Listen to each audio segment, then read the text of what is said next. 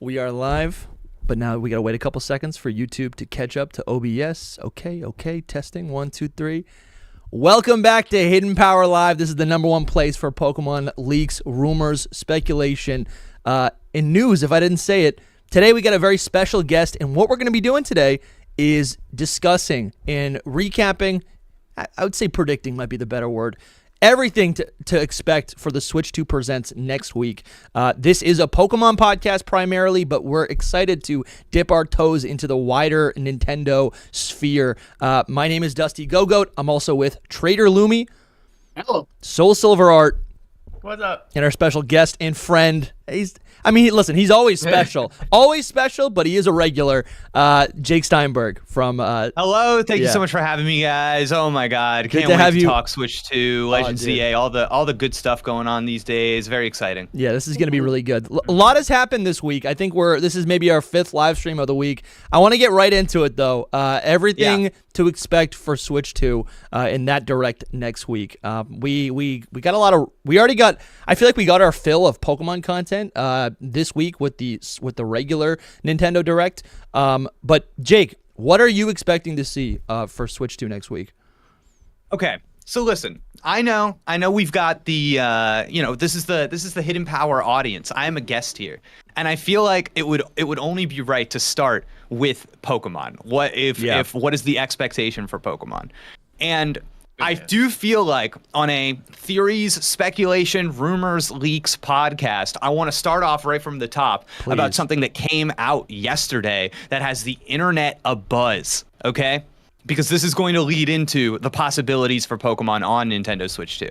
And I am of course referring to the fact that in Nintendo official PR, they have referenced Switch 2 exclusives and Switch 2 editions of games as two separate things. Now, Dusty, do you need a link for this? Do you know where this is? Do you know how to pull this up? I think I got it right now, and yeah, I got it. We're good.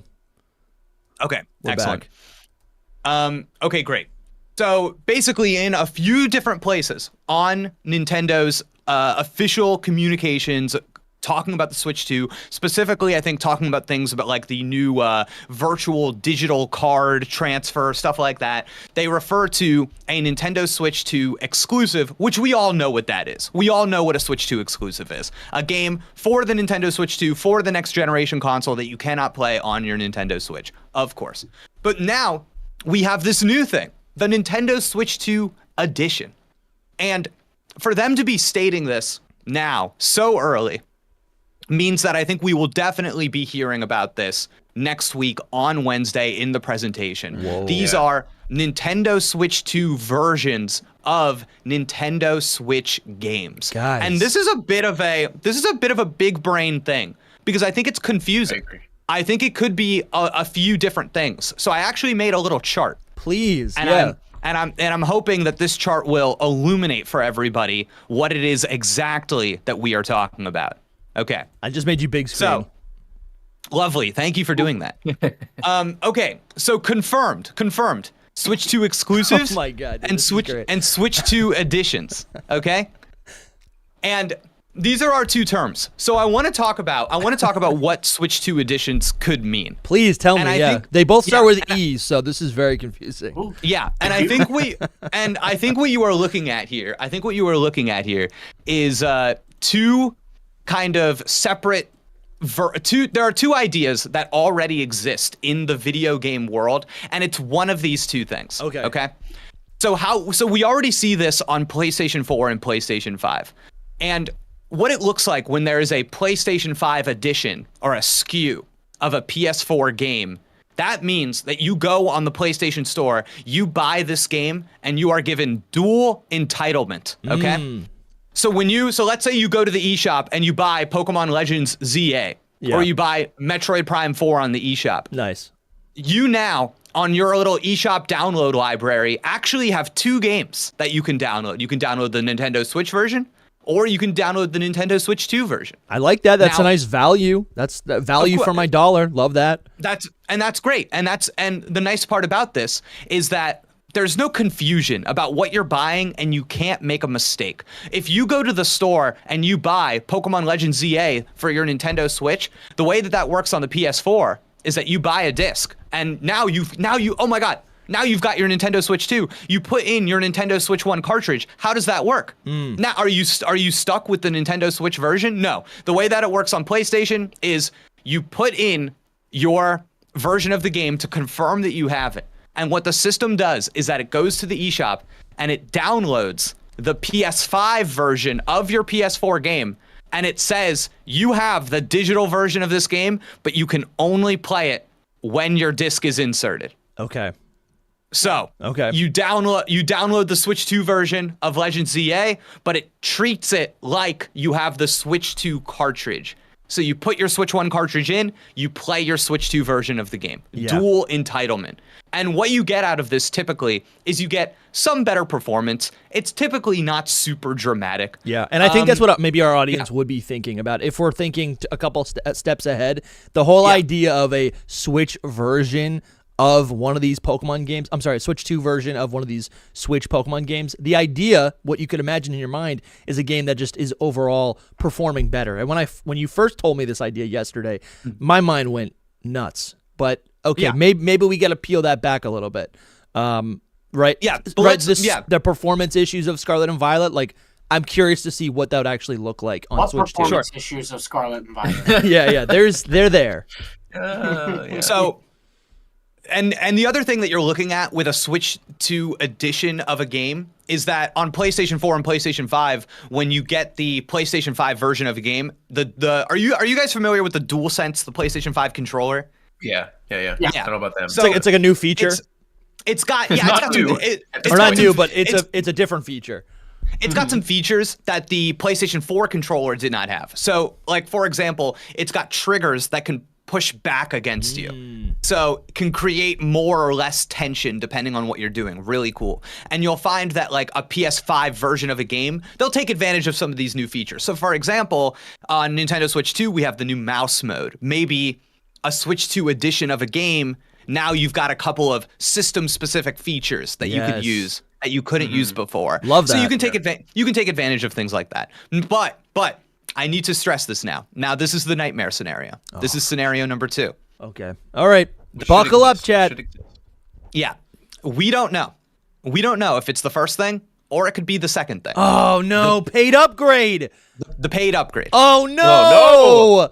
Now, what is the now? Right. So the difference here is, I think, more substantial than people realize. So the first thing is that they look at upgrades as these are more premium next-gen enhancements. This is like, okay, when you go to the store and you see the Switch version of Metroid Prime 4 and the Switch 2 version of Metroid Prime 4, maybe the Metroid Prime 4 Switch 2 version is $10, $15, $20 more expensive. Okay. This is maybe next-gen games are more expensive. So the classic $70 title. Yeah. So now when you buy Metroid Prime 4 on the Switch and you want to upgrade to the Switch 2 version, that doesn't just happen automatically. You don't have dual entitlement. You have to go onto the eShop and claim that Switch 2 version for $10, $15, $20. Okay. So you actually would do an upgrade, so you would only pay the difference in the price. Yeah, and not horrible. Yeah. Not a full-on, if you're buying physical, you'd have to buy, Yeah, and what this would mean is that when you're essentially charging for a paid upgrade to a game, you are essentially saying that it is a new game. You are saying that enough work went into this that it is not just because, for example, you could buy Pokemon Legends ZA for the Nintendo Switch. You could buy Metroid Prime 4 for the Nintendo Switch, the cheaper version. Play that on your Switch 2 through backwards compatibility. No problem. Why would you upgrade? Why would all of these kids who don't know performance anything, why would anybody buy the more expensive version? Why would you do that? There must be substantial improvements to justify that purpose and to make it so that there's no market confusion in terms of what you're doing. Yeah. So that's why it's a little bit fishy, this whole situation. But yeah, so those I think are the two scenarios that we are looking at.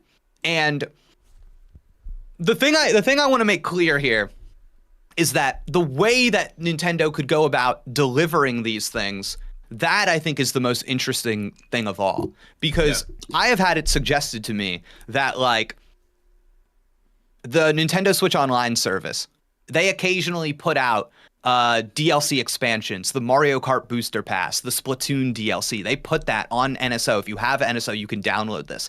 We could 100% see, hey, every month you're going to get a Nintendo Switch 2 edition of a Nintendo Switch game. Wow, that does really feel real. Because, that was the entire model for Switch games, for porting these old Wii U titles to Switch. Right, and think about this. It's like they have already sold on a system that is backwards compatible. They have already sold so many millions of units of games like Mario Kart 8 Deluxe, Legend of Zelda Breath of the Wild, all those like top 3, 4, 5, 6, 7, 8, 9, 10, 11, 12, 13, 14, 15 Switch best-selling games. Yeah. They've probably already hit market saturation. If you are buying a Nintendo Switch 2, you've already bought those games. Yeah.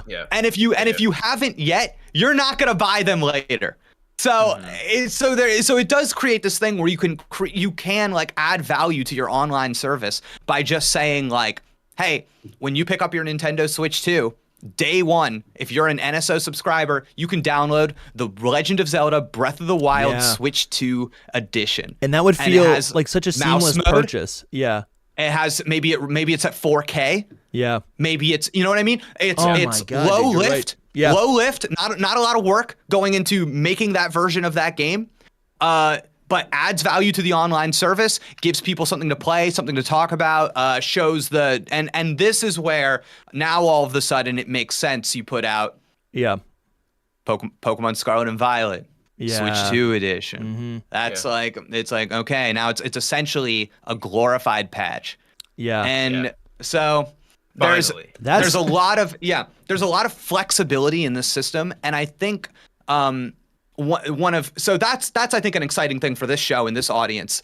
But the other exciting thing is, before the reveal of the Switch 2 edition, Pokemon Legends ZA I think was, in the stuck in the phantom realm, if you will. It was there was a degree to which it totally and completely made sense having this game on Nintendo Switch. This was never going to be a Switch 2 exclusive game, obviously, in the first year of this console.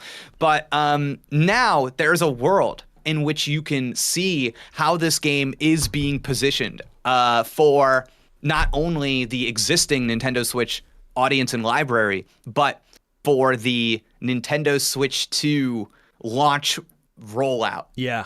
And the second you have a Switch 2 version of this game, that's a marketing beat. That's a way to make this game more exciting. You buy it on your Nintendo Switch. There is a slightly enhanced version waiting for you whenever you get your Nintendo Switch 2. I do like it as well. Yeah. I mean, obviously there is an appeal to having, like, right off the bat, having the Switch 2 be backwards compatible with Switch titles is already great, because I can play all my Pokemon games right on the Switch 2. But having that one extra thing that makes those games now exclusive really is kind of magical, and it does something to my collector brain, right? It makes me think, okay, if I only have to spend $10 more, right? That's like a couple pack of cards. That's a couple, I'm going out to, takeout, or I'm getting a cup of coffee or something, right? That's such an easy, harmless purchase that I could just fall trap to, that a lot of people could fall trap to, and it would still feel satisfying, though. I'm sorry, but you're suggesting this would just be attached to the you're suggesting this would be attached to the online membership, though, right? Mm-hmm. My thing is that I'm just thinking about how Nintendo sells stuff. Yeah. And for me, if you're asking for my like take on how this is going to work, it's up in the air. Genuine.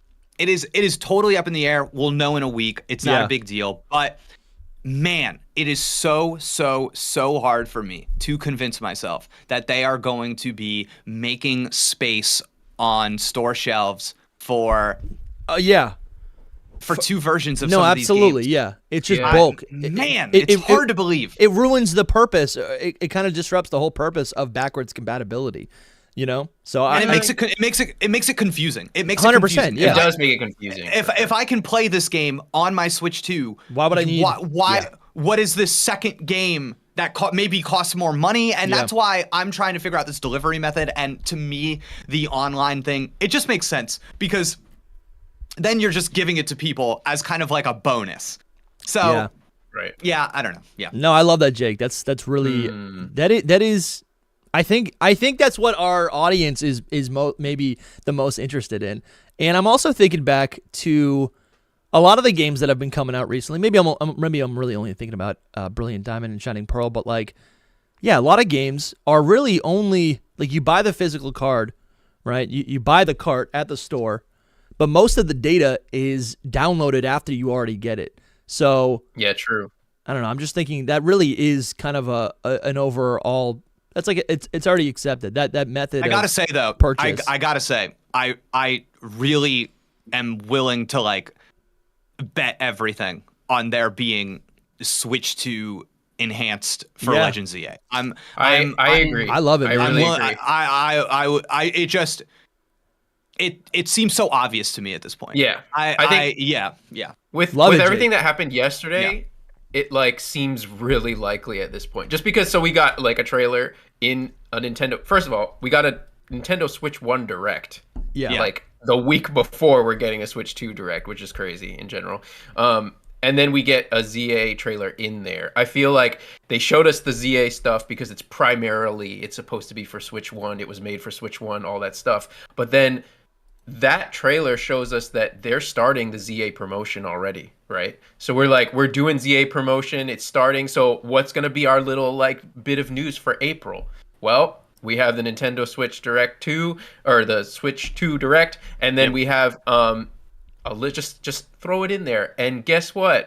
They bring back this same exact topic again for like it's compatible like this, and they say ZA and probably Metroid as well, I would assume. Because it's like you said, Jake, it's like why would they do it for older games like Mario Kart 8? You know, like that game has been sold 1 million times, so they're not going to release this for that. They're going to do it for the newer Switch 1 titles to be Switch 2 titles as well. I think it's very likely in my opinion. There are two extremely high-profile Nintendo games right now, being Metroid Prime 4 and Pokemon Legends ZA, and those two titles they simply at this point I think have to be mentioned in that Direct next week. Big enough. They're too big. Yeah. They're too big, and they're big games for this year. Even I'd say. I mean, I don't know what's coming for Switch 2, but you know. I think Nintendo really wants the Switch 2 to just be like a continuation of what's already happening. So even having games that are cross-compatible in even this more robust way that you're suggesting, Jake, I think totally makes sense. Because I'm thinking about what kind of games they could announce. If they announce a bunch of heavy hitters next week during the Switch 2 Direct, I mean, could that just completely overshadow Legends ZA and Metroid 4? I mean, those are highly anticipated titles for, 100%. Metroid for over 5 years, 6 years or something. Right. And I think now it is more clear than ever. Pokemon Legends ZA, why doesn't it have a release date yet? Metroid Prime 4, why doesn't it have a release date yet? There it is. That's because these games, who's publishing these games? Nintendo is publishing these games. Yeah. Nintendo is ultimately deciding is a large part of the marketing and like where these games fit into the release. And you're getting into it really though. Right. You off, but like it was in a Nintendo Direct that they 100%. And the reason Twitter has been posting stuff, not Pokemon official has been posting stuff. And the reason, no, it's okay. And the reason that we don't know the release date yet is because it is going to be positioned as part of the Nintendo Switch 2 rollout. It is going to be, and here's the thing: once you give people the release date on your eShop, the pre-orders go live. All of this stuff happens, right? And you can't have people pre-ordering the Nintendo Switch version of your game before they know that a Nintendo Switch 2 version to pre-order is going to exist. Sheesh. So that's why it's this weird question. Like if you go to the Nintendo eShop right now on your Switch or on the web browser and you look at the Pokemon Legends ZA page, it is so like complete. It's got the full like ESRB rating. It's got the full description. It is so weird that it does not have the release date and the pre-order thing. And the only reason for that is because they are holding it back because there is a second SKU of both of those games. Yeah. They did the same thing for Metroid too. Like it doesn't have a release date. It's just coming 2025 forever. But yeah, you touched on so many things that I don't even know if I can remember everything that we were just talking about. I mean, just a little, like, now that we know that there's leaks going around, stuff's going around, but there's inside information background of this is that we know that that the oh dang, I lost my train of thought. It's all right. It's all right. It's all right. When it comes back to you, we can jump on that. I guess. Jake said so much, and I was trying to keep up with like every. This might hook you back in. There's a comment in the chat I think would be good to address. Coops fan for life in the Hidden Power podcast chat on YouTube says enhanced SV goes against the whole no more enhanced versions thing that they announced back before Sword and Shield DLC. And I see this kind of argument a lot, and I get it. I get where it comes from. Are they saying the third? Are they referring to the third version of a game? I believe so. Like an Emerald, Platinum. Okay. Yeah, I believe so. And I just want to make it clear that like that's not really what we're talking about here. That's not. No, we're not looking at Pokemon Turquoise. You know, we are talking about more or less passive improvements to Pokemon Scarlet and Violet on Nintendo Switch 2. And I also just want to say, for the sake of people looking at patterns and trying to determine what's going to happen because of patterns, I think it is more relevant now than ever to look at what other platforms are doing in the video game space. The fact of the matter is that the Nintendo Switch was the first prominent Nintendo platform with an HDMI port, okay?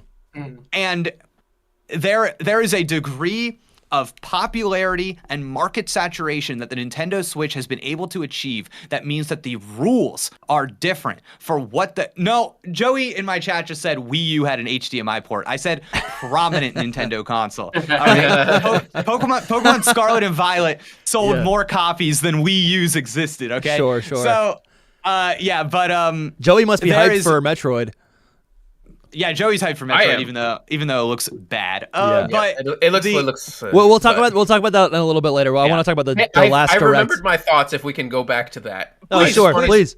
I just wanted to say that we know from some background information that gosh, why can't I get this through, guys? Okay, so I'll skip to the other part of it. I believe in you. I was thinking about this that in April is kind of like a time frame where you want to start selling your game, like pre-sales, not pre-orders. Pre-orders. When do they do pre-orders? I'm not even sure. But I mean, you know, May, June, April, they got to start being like when the game's coming out. They got to be like, okay, you can buy it now. Like, so they have to give us a release date. I could see them doing the release date next week in the Switch. Agreed. Yeah, that'd be fun. That'd be just fun. Like, oh, Legends ZA and Metroid Prime, they're both coming, and they're going to have this little thing where you can get a Switch 2 version, whatever, and it's releasing then, because they've been waiting this whole time for this kind of thing. The schedule, baby. Yeah. The rollout is so important.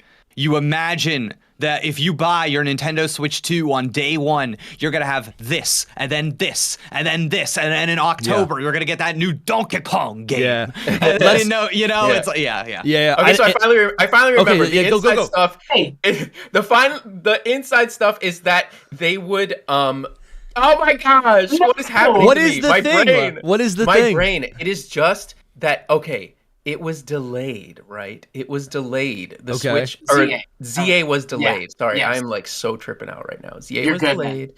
And the reason that it was possibly delayed is because they made this Switch 2 kind of version for it. Okay? That's the only thing I was trying to get out. I don't know why my brain was not like functioning. And where does that come from? That comes from just background inside information. It comes from the Terra leak that it was pushed back. It was originally scheduled to be a November 2024 game. And then the Terra leaker, when he returned in January, he said, don't read too much into this, but I am seeing some records in the files of a Switch 2 version of the game. Right. Okay. Let me address this really quick because I've talked to my chat about this a lot. So my chat's already, they're going, oh, here we go. And I think that like I want to read when the we chat. no, it's okay. I'm on top of it. When we use the word delay, I think that sometimes what we're saying gets a little bit lost in the sauce, because the fact of the matter is that Legends ZA was announced last year for 2025. So in terms of what we typically associate with that word delay, that's not what happened. That's just internal delays, right? And even at what point does it turn from we are changing our plan to a delay? At what point is it just you know what I mean? Yeah. So it's a weird question, but I do think that's something relevant to bring up here is that there are those long-standing rumors of a Pokemon Scarlet and Violet patch for a new system that was really weird because it was part of a leak that seemed to be all but accurate except for that one detail. 2023. Right. And we are dealing with COVID obviously affected Nintendo's release plans. There were lots of rumors about the Nintendo Switch OLED model originally being a kind of a pro model and having enhancements, and then stripping that back, maybe because of some manufacturing issues that were happening at the time. If you all remember the semiconductor shortage that was going on in the world, and there was all these kind of like weird things were in the mix here.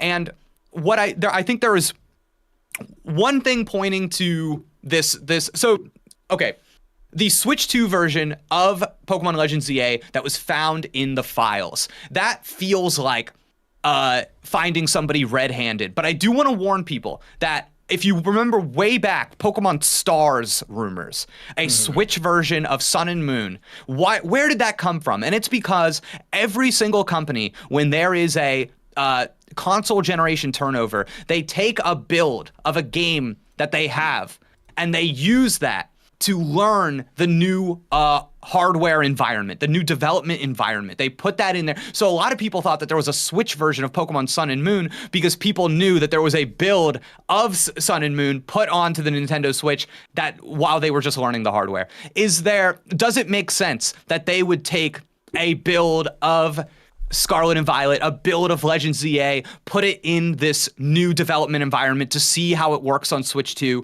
to better learn and prepare for a game that they are developing for Switch 2? 100%. 100%. So I don't know if that really points to anything, but what I do think points to something is that we know there has been some level, whether it was an enhanced Nintendo Switch or the Switch 2, this thing has been behind the scenes for goddamn ever. Yeah. You think Nintendo thought that they were going to be able to sell all these Nintendo Switches for 8 years? No way, dude. The only reason the Nintendo Switch 2 has not come out is because, shockingly, the Nintendo Switch has been so ungodly. It just never stopped selling. Sure. So I think it is 100% fair to believe that they have had some version of enhanced hardware or an idea of what that would look like in the tank with all of these development studios for the longest time, and they've all been preparing for Switch 2. And we even saw evidence of that yesterday, because what Nintendo studios are still working on games for the Nintendo Switch? We saw that Nintendo Direct.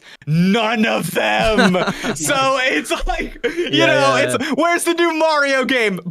Where's the new Zelda game? Where's the new nothing? Yeah. Not even a Kirby, Mario baseball. Nothing. Not even a Mario baseball. Nothing. Because they've all had this Switch 2 hardware that they've been developing for, and they're like, look, new games are coming out for the Switch 1, but they're all bottom tier studios. Totally. Yeah. I want to, I do a couple things left to do in this stream. I would love to talk about maybe some top level predictions for what the titles we will see on launch during the trailer next week. I also want to maybe recap a little bit of what we saw yesterday. Soul wasn't here, and I think Jake also wasn't here. Actually, no, Jake was here. Jake was on the stream yesterday. It would be good to recap that a little bit. Before and after. Yeah, before we do that, I do want to just hit some of these super chats. John Dex has become a legendary tier member, so we appreciate you, John Dex, for supporting the stream. Ben Boatman hit us with the super chat. He says Jake is gonna talk the real stuff. That was a little while ago, but yeah, Ben Boatman, you predicted it. Did. You predicted it. Wow.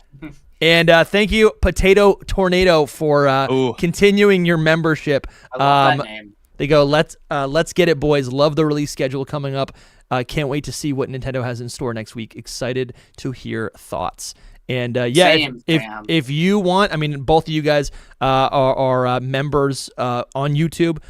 If you want to become a member on YouTube or on Patreon, not only are you supporting the stream, just $5 supports the stream, it supports the podcast, but it also gets you access to a bunch of content over whatever platform you want, Patreon or YouTube. You get access to all of our exclusive content, podcasts, interviews, VODs, all of that. You get access to the secret Discord where you can be on the podcast when we do those live recordings. You also get access to the Battle League, and you get 10% off merch at shop.hiddenpowerpodcast.com.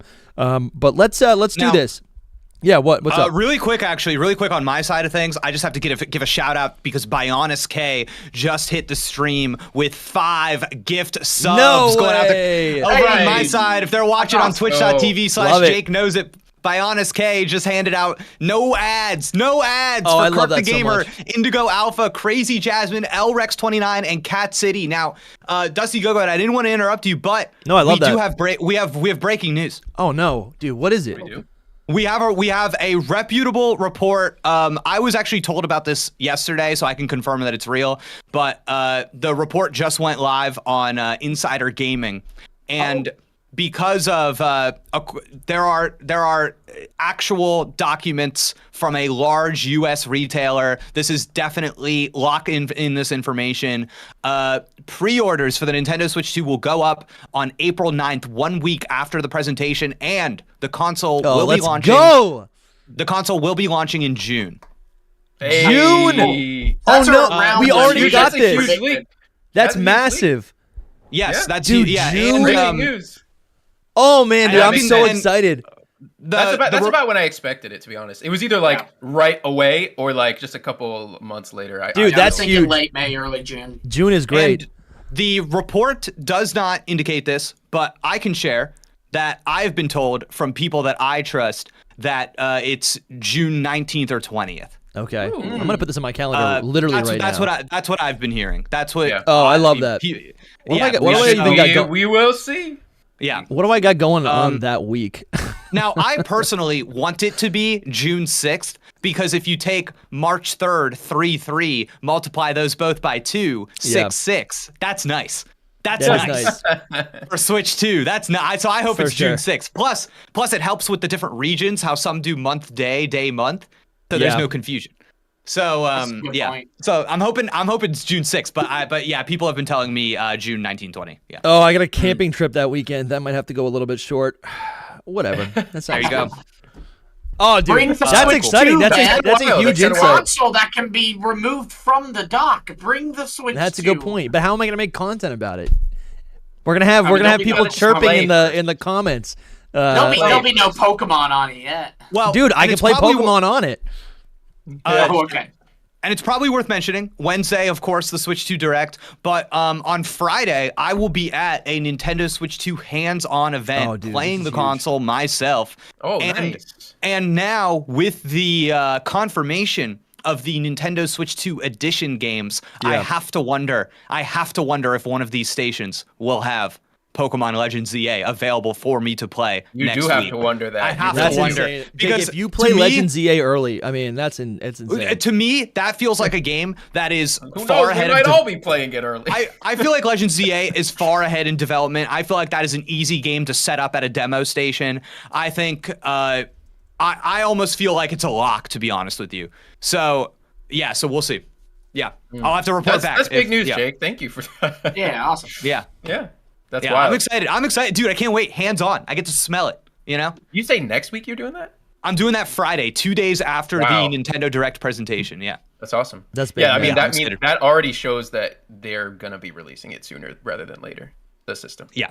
Yeah, right. Because you would never give people hands on a system and then have it come out in November. That's insane. Later. Yeah, no, that's so stupid. You get the initial boost, and then in the holiday, they're going to get that second wave, you know? Exactly. Because the hardcore gamers buy it first. You sell it to the masses later with a more, 100%. Yes.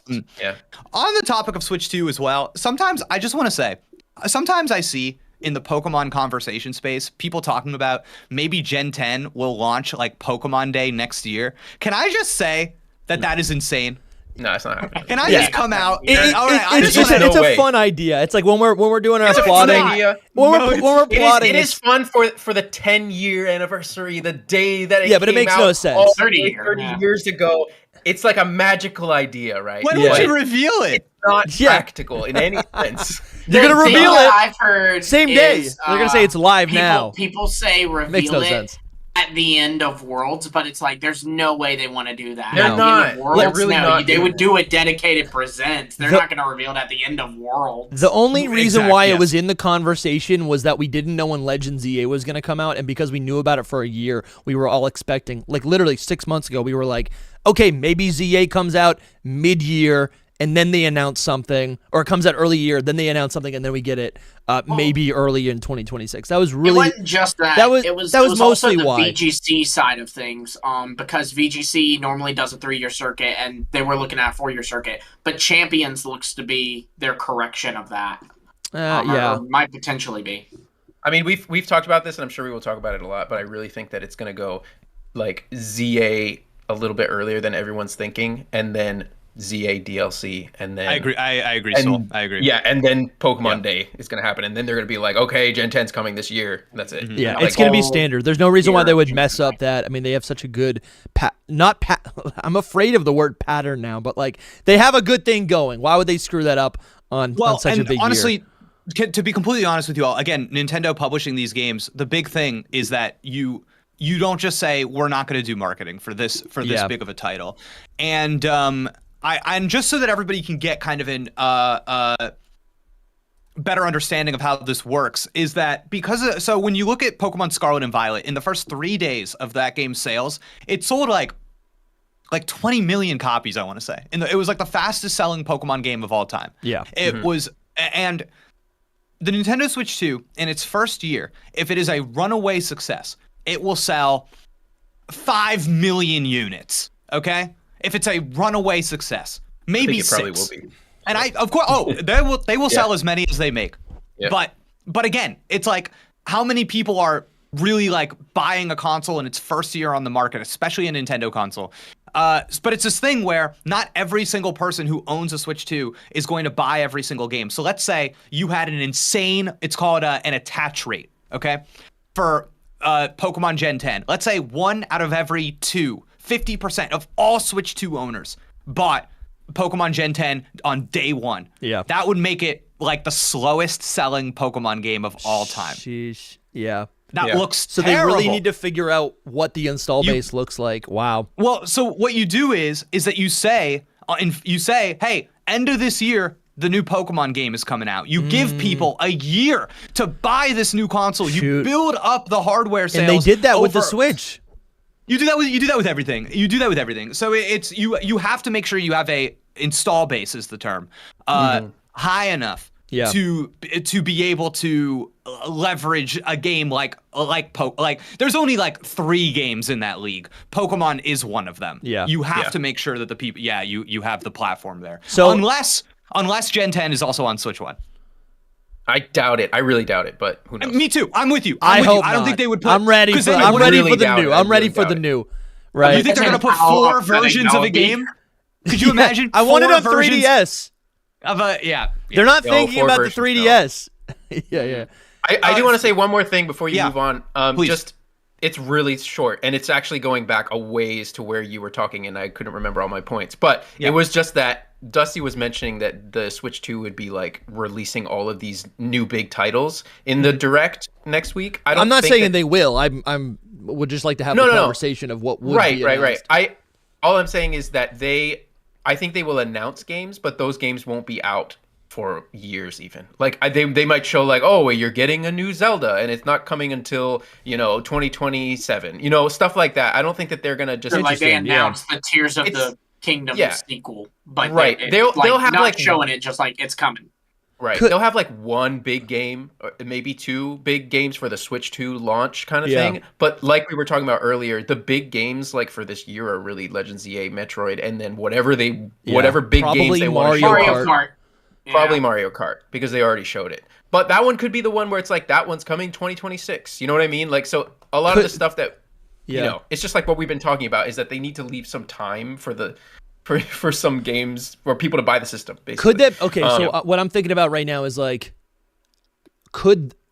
if they announce next week titles that are like highly anticipated and say they're not available yet, could that actually cause a lot of confusion? Because there's 3 tiers. You have games that are available right now, but for a previous system. You have brand new games that are available for the Switch 2, and they're available now on launch.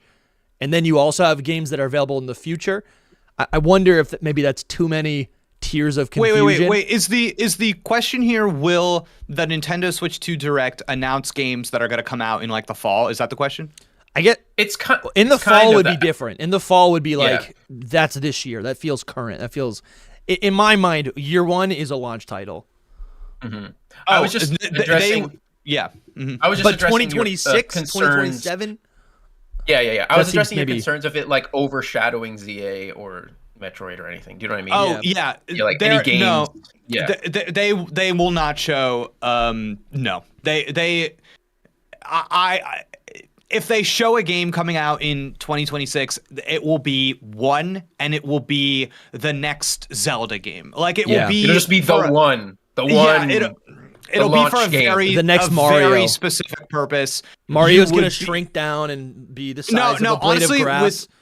You wouldn't do it for Mario. Okay. No. Because you would do it for a game that is specifically speaking to the most hardcore audience. So it would have to be. Is that not Mario? Like, no, it would have to be like a Metroid or a Zelda. Mario sells to Metroid's already coming, so it's like Mario's not hardcore. Mario is wide appeal. Yeah. I just want to be clear with everybody. Metroid Prime 4 was announced when in the same year the Nintendo Switch was announced. You don't have to remind me. I've been waiting so long.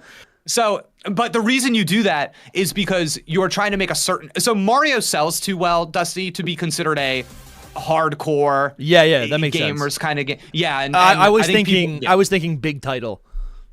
Yeah. Right, exactly. But it's not. I get what you're saying. Yeah, I get what you're saying.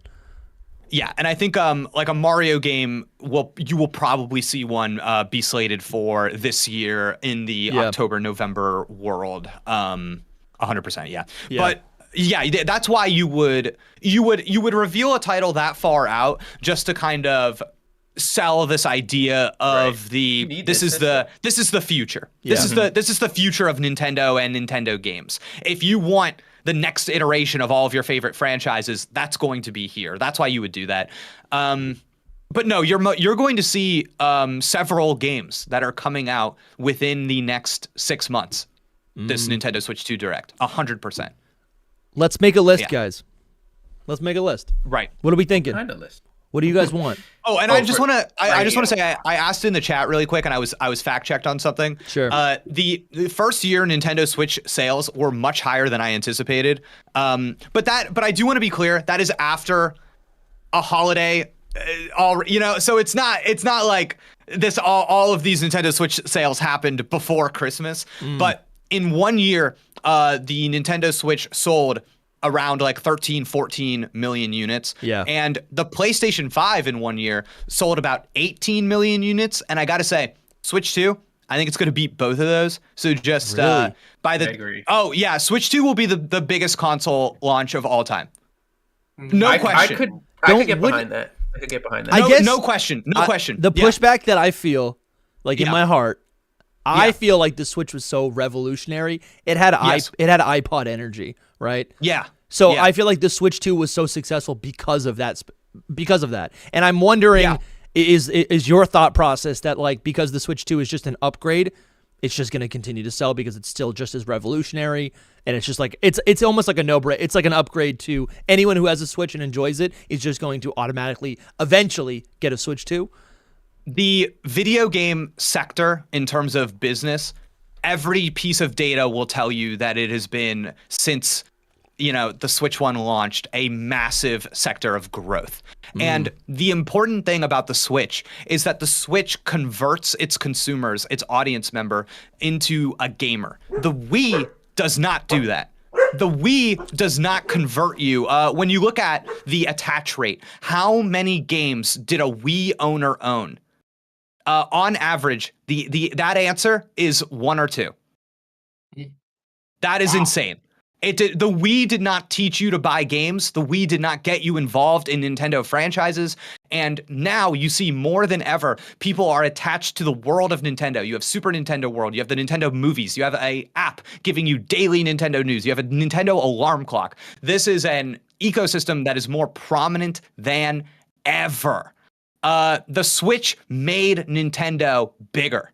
And because of that, they will reap the benefits of the Switch 2. Look at the PS4 to PS5. What did that console do? It did not offer new games. It did not offer new experiences. It offered a 5 instead of a 4, and it sold like crazy. And that's just because of where video games are right now. Yeah, and, but they literally like duped all those people with the 5 and 4. I have not bought a 5. I'm still just running the 4, and I haven't needed to. And you can play everything. It's hysterical. Yeah, I haven't needed to. Right. Why do I need to? But that so many consumers for the Switch too. That is the argument for the Switch. And I will say, I think so many consumers have been properly trained by things like iPhone upgrades and what a new system is, that they understand how this works better than they have in the past. So I see that AJ Redirect is in the chat. He completely agrees with me that the Switch 2, it's going to be the biggest console launch of all time. I think so too. We will know it's the biggest console launch of all time 5 days after it comes out. I'm not even kidding. I'm not even kidding. We will know. The numbers that they're going to report are going to be so stupid. And because I bet you they are on top of that stock. I bet you they're on top of it. So we'll see. I just think that it's different because it's a 2. It's not like so far removed. Do you know what I mean? When we're getting to like PS5. When we're getting to like PS5, it's like, okay, or iPhone 15, you're like, okay, it's the same, but we're so fresh off of the Switch. It's actually wild because an iPhone is 3 times, 4 times as expensive as one of these units, as one of these gaming consoles. It's kind of insane. Need to go into that. And people buy those every 2 years. That's crazy. Who's people? Not me. A lot of people. Game consoles are secretly still to this day, in terms of entertainment, so much bang for your buck. Yeah. No matter how expensive these things get, just from dollars converted into hours, it is crazy how much you get out of these things. Premium Roku. That's what it is. And I will say, I've read some literature about this. Sometimes there are a lot of conversations at large about like the U.S. economy and how that will affect like video game spending. Sure, yeah. People, the prices of groceries go up. Are people going to spend less money on video games? And I got to tell you, the literature will tell you that no matter how bad things get, people still find a way to spend on this stuff. On entertainment, right? Yeah. Any sort of escapism. They will eschew savings. They will eschew basic needs, and so I thought that was going to affect things this year, but I don't see any. The people that are the mathematicians in this field tell me I am stupid, so I have to trust them. So yeah. All right. Yeah, I get it. This is fruitful. I like this. Mm-hmm. All right. Let's feed the people. Let's give us. Let's think of five Nintendo titles that we think we're gonna see. I honestly think there's probably only gonna be like 3 or 4 big IP by Nintendo for the Switch 2 Direct, and then maybe some oddball stuff. I don't know. I don't know who wants to go first on this. I mean, when are we talking though? When are we talking?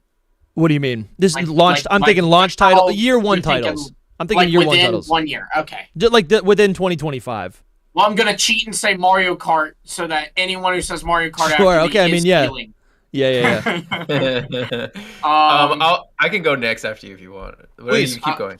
Mario Kart for sure. I feel like I don't know how fast Zelda puts out games, but I feel like while I think that a 3D Zelda probably won't happen in year 1, I could see like another like Echoes of Wisdom type thing.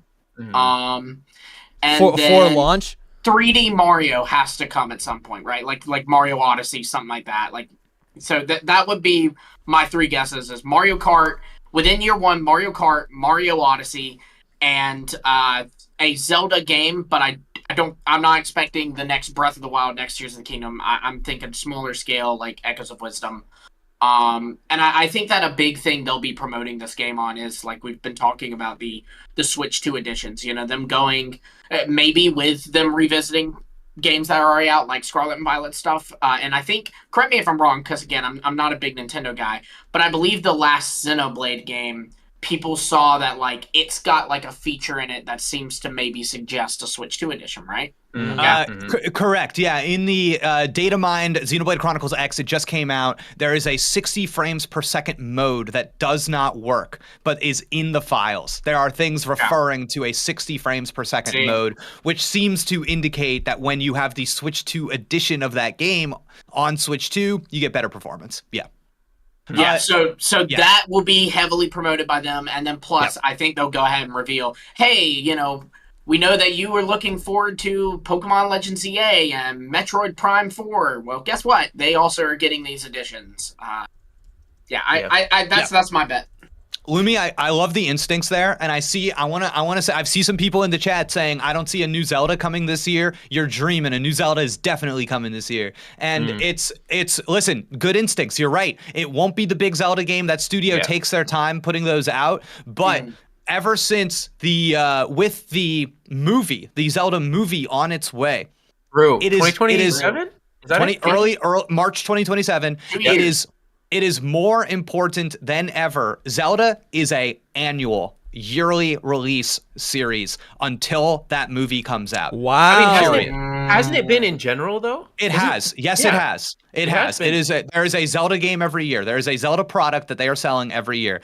That's what people say that stuff about Pokemon all the time. Like it shouldn't be a yearly game thing, and then I have this conspiracy theory. This is a good take. Love this. They model after Zelda. They literally do. And Zelda has been doing yearly releases. They have been doing not like they don't do the numbers. And that's exactly what Pokemon's been doing. It's not like but they have the main Game Freak team is not doing every single game that comes out every year. They're just starting to split off and make other developers do other games. I think that it's very likely in that they're sense.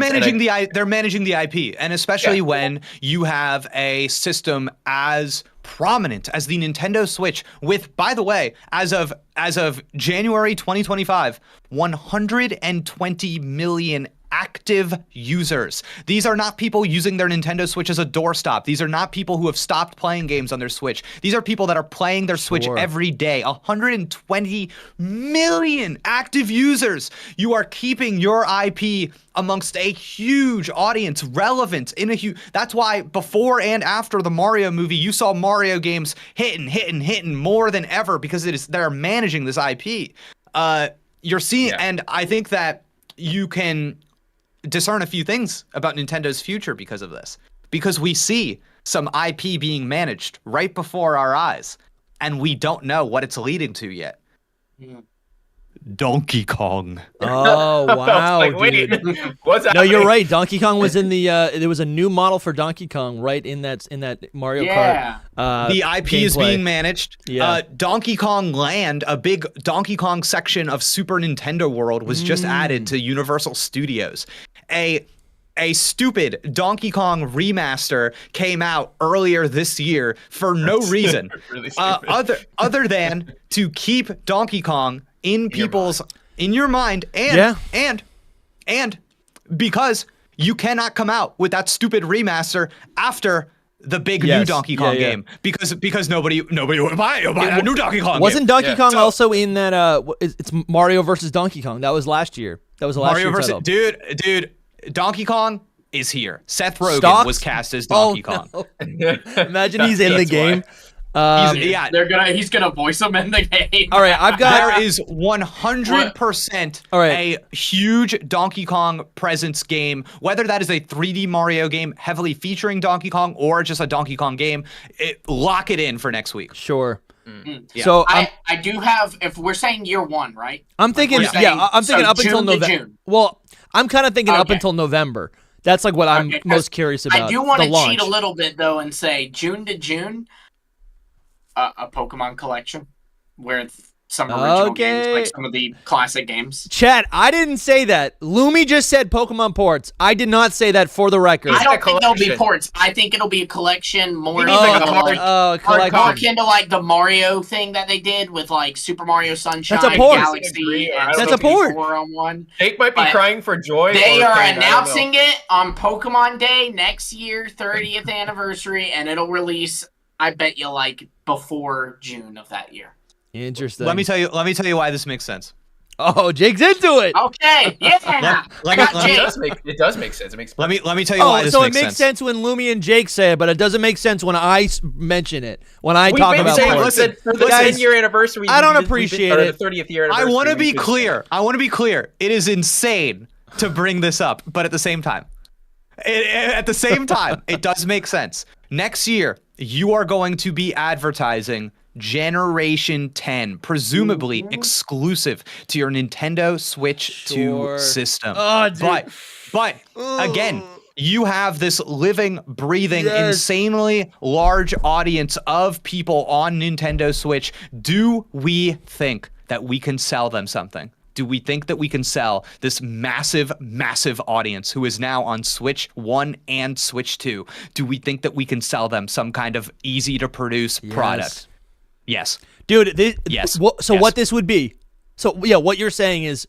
And they did it for the 20th anniversary, too. Memory lane, right? Walk down memory lane. Play these classic games before we, celebrate the 30th year anniversary with this new title. Mm-hmm. But also, this is also corresponding with the launch of this new Switch system.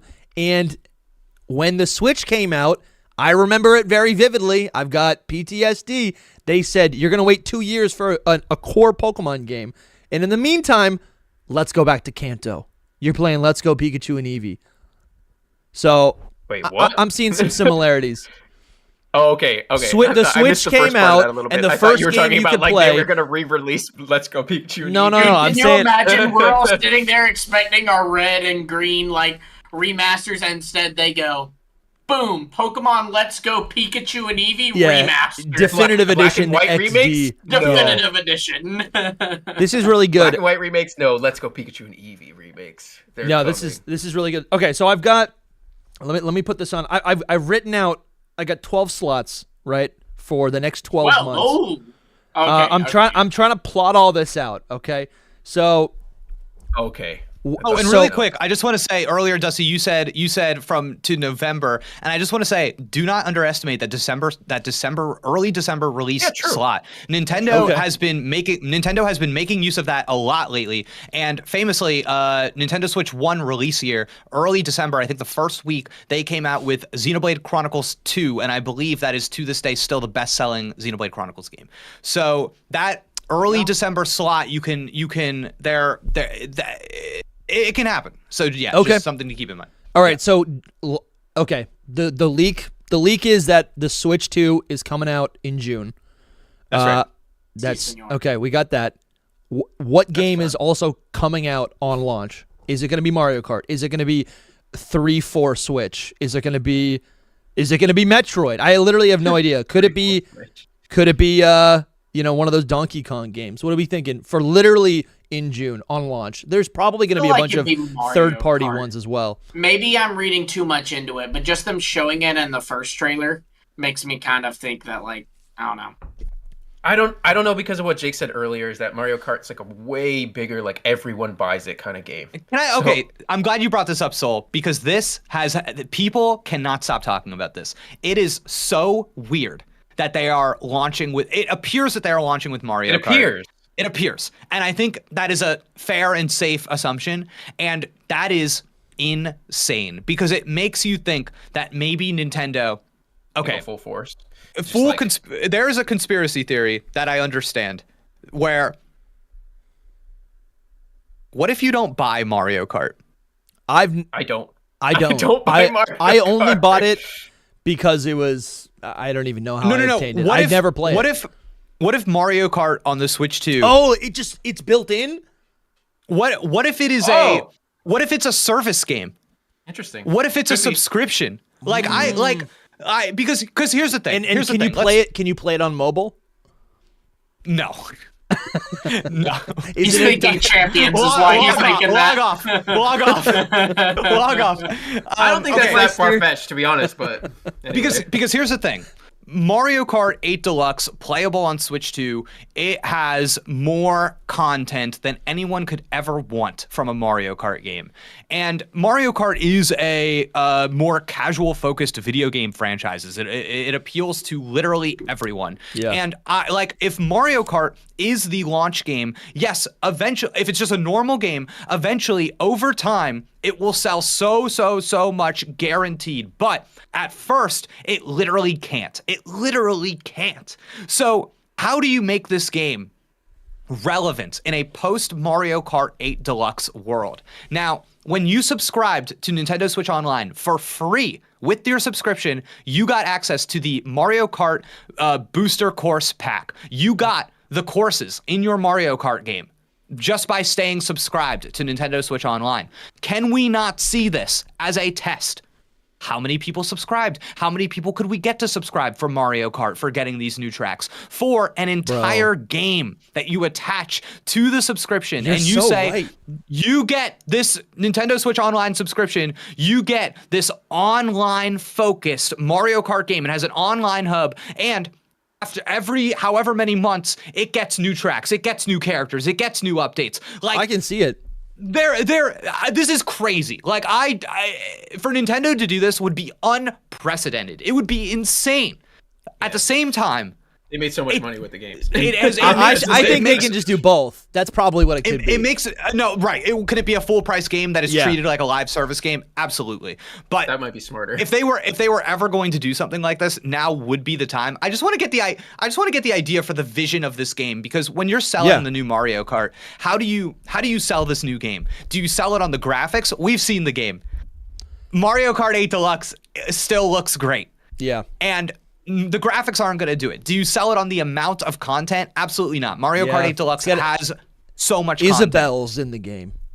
Can you do it? Can you do it with a gimmick? Maybe. There is this huge question mark over Mario Kart right now. And it is how are they going to position this? What are they going to deliver here to make it a valuable investment for somebody that already owns and can play Mario Kart 8 Deluxe on the same system? Yeah, that's so true. You're right, because we're forgetting that Mario Kart 8 Deluxe can be played on the Switch too.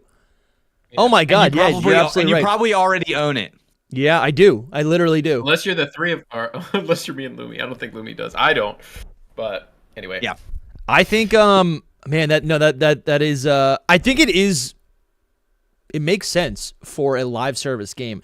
Obviously, everyone's rolling their eyes at live service games. That doesn't mean you can't play it without the live service. It just means it has like unlimited customization options that are just aesthetic, and people will pay for that, right? Or you pay for just more tracks, which is no different than a DLC. Like, I don't think it's that crazy. People are afraid of live service, but it's not that crazy. It makes sense to me too that, like, I don't know, we were talking about a minute ago, I think Soul, you were the one who said how Pokemon likes to copy Zelda, and I'd even branch beyond that and say that Pokemon likes to, like, look at what Nintendo's doing and copy them. And one thing that Pokemon just announced is Pokemon Champions, and we don't know a ton about that, but it seems like it's a very real possibility that it could be some kind of subscription-based service as well. Yeah. And so that makes me think that there might be something internally in Nintendo, and that's what I was going to bring up. Is like, when does Nintendo start getting into this live service game stuff? Because it's been going on for a while now. I mean, Call of Duty. Are they not already in it? Huge. I mean, they are in like the Fortnite scene, but they're like. Yeah, their IP, obviously. Nintendo IP, yeah. Sure. And as AJ points out in the chat, Mario Kart has been live service light for quite some time. Has it been? Yeah, it's ripe for it, to be honest. And I do think Smash Brothers as well has been already.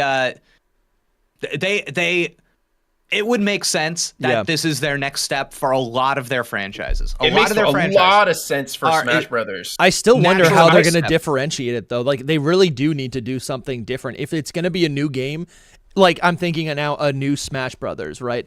The last one was called Ultimate. What do you do with this new one? Yeah. Exactly. It's always been like, how can you top Ultimate? Like Ultimate was it. It like, has to be something different. But a million characters. So like, you know. Yeah. And Ultimate is special because it is the rare video game that has a sort of pompous subtitle like Ultimate, but actually lives up to that promise. Sure. And everyone agrees Super Smash Brothers Ultimate earns that title. Is Brilliant Diamond really that brilliant? Right? Right. Right. No. We do have a big super chat. Just want to give a shout out to, I don't know how to say it. No, Dusty. No, Dusty. Oh, not saying it. Not saying it. Not saying it.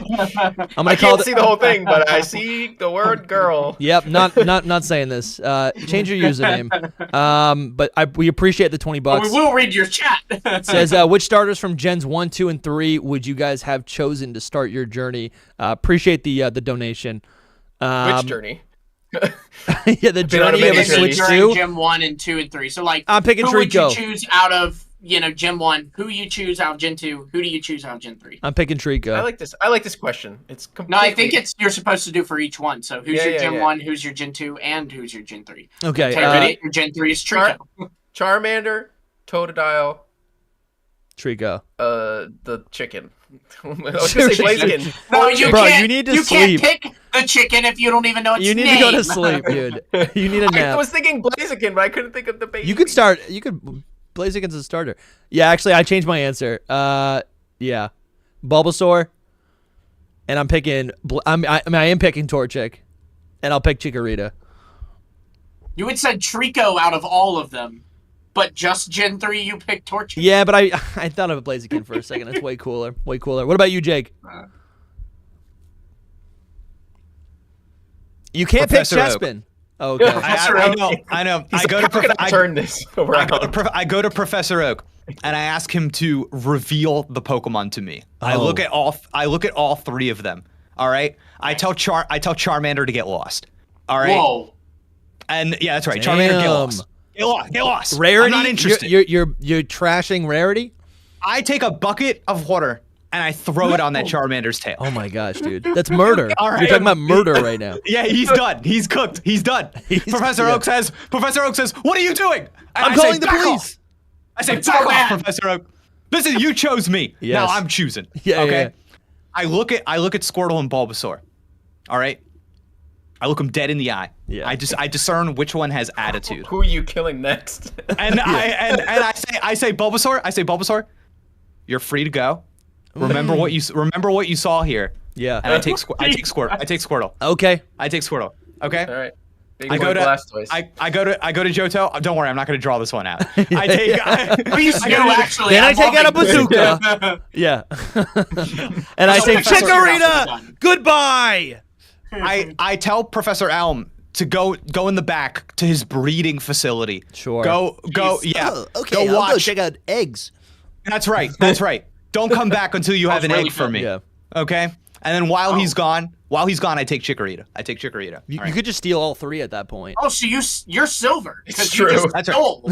I just took Chikorita. I didn't even ask. That's such a meta way of doing that. Now, yes, that's what Silver did. I go to Hoenn. I find Professor Birch. I slap him in the face. All right, because he's. I saw what happened with him in that Zigzagoon. That moron. This man is supposed to be an academic. That fool. Running away from a poor little level 2 Pokemon. At one point, it was a Machoke with a moving box. I tell Professor Birch, he can't even be here for this. This is my lab now. Whoa, dude. This is my lab. Bro, this is Poke terrorism. Jake really is like. Jake, we gotta get the Elite Four involved. Professor Birch leaves the lab out the window. I throw the Mudkip and the Trico. I throw it out the window. Oh, you picked the little baby chicken. And I take Torchic. Torchic's with me. That's my team. Gosh. Squirtle, Chikorita, Torchic. That's my pretty team. good. Oh, cool. Water, grass, fire too. That's great. I don't even know who Birch is. Fun. You don't know? Dude, because you've never played the game. Dude. I've never played Gen 3, bro. Bro, can we make that a meme? What happens with Zigzagoon? That sounded really sketchy. I don't really want to know anymore. Nothing. He just runs away. Anyways, continue. Okay. Lumi, pick, and then we'll get back on topic. Okay, well, I picked Charmander for Kanto, Totodile for Johto, and then in Hoenn, I would be picking up Trico to help me on my quest to find out what man has apparently attacked Professor Oak and Professor Elm and Professor Bird. You're supposed to kill one of them. That was the assignment. You have to kill one. You have to kill one. This is not that game. One of them. All right, listen. Okay, so we got a bunch of stuff here. I guess. Okay, my list has grown from June this year to December 2026. If we're just doing the next 6 months, essentially June to December, what are we thinking? Let's lock in a couple of these things. I do love the idea of the live service, just like, and it's not even about, because I think, again, people say, just so I'm not clipped, I don't love the idea of live service so I can spend a bunch of money, but I love the freedom that a live service game could give to some of these like older Nintendo properties. Like, I think that is just interesting, right? Well, the excitement of a live service game from Nintendo is that typically these first-party Nintendo games that we're talking about are kind of known for their quality. And the problem with live service games is that they're trying to kind of like make money off of you with slop. Yes. But no, like we wouldn't be doing that here. Nobody has a problem paying for new Smash Brothers characters. Mm-hmm. Nobody has a problem with paying for new Mario Kart tracks. We know that these things have value, and thus we're okay with paying for them. Sure. It's all depending on the fandom, right?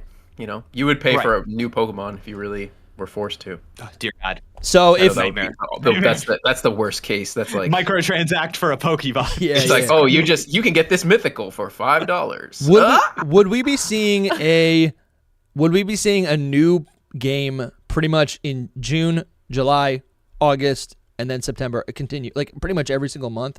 I almost September's the game. So I want to lock in ZA in September. I'm thinking September. I'm wondering when Metroid would come out, because that's super. I mean, you're calling it hardcore. To me, that feels niche.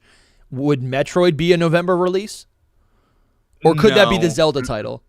So my ideology with this is that Metroid being a Switch 1 game, even if it has a Switch 2 edition, having your big holiday push game be for your new system to help advertise your new system, being a slightly enhanced version of a Switch 1 game is a bad look, especially when that game's name is Metroid. Like, who cares? Yeah. So, Metroid's got to be at least a couple months earlier for sure. I think July, maybe August. Yeah, and I think with a Metroid game in particular, you don't want to be advertising that game for at this point with the trailers that it's had for 6 more months. You want to be advertising that game for 2 more months, for 3 more months, and then you want it out the door. Yeah. On your Switch 1 and your Switch 2. Yeah, please. I almost think that Metroid might be like the Switch 2 launch thing, where they're like, easily could be. Yep. Yeah.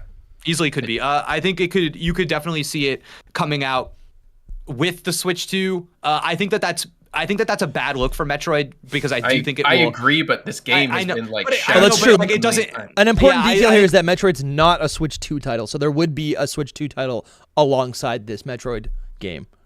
And I mean, to sell when units. we come, I know we were asking about the predictions of each game, and honestly, to me, like, you guys make big good points. Like, I think Donkey Kong makes a lot of sense, and so does like a not third party, but not big thing Zelda game.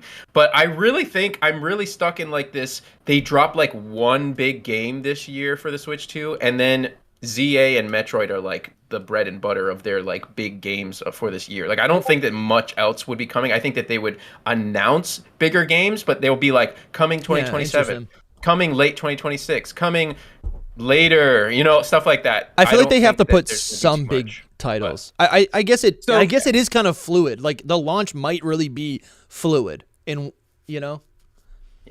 I think something that we're definitely going. So I am on team that there will be several Switch 2 exclusive first party games. I think a big contributing factor to this is that the sheer number of Nintendo studios that have not had a game come out in God knows how long. What about Xenoblade? It's crazy. I mean, like Xenoblade Chronicles 3 was there from Monolith Soft. That was like their last big new release. And the games that have come out since then have been remasters. So obviously they've been working on a game for Switch 2. They've probably also been assisting on development of other Nintendo games. So yeah, I think that's a big one. But I also think the team that made Mario Odyssey has not had a game come out since Mario Odyssey.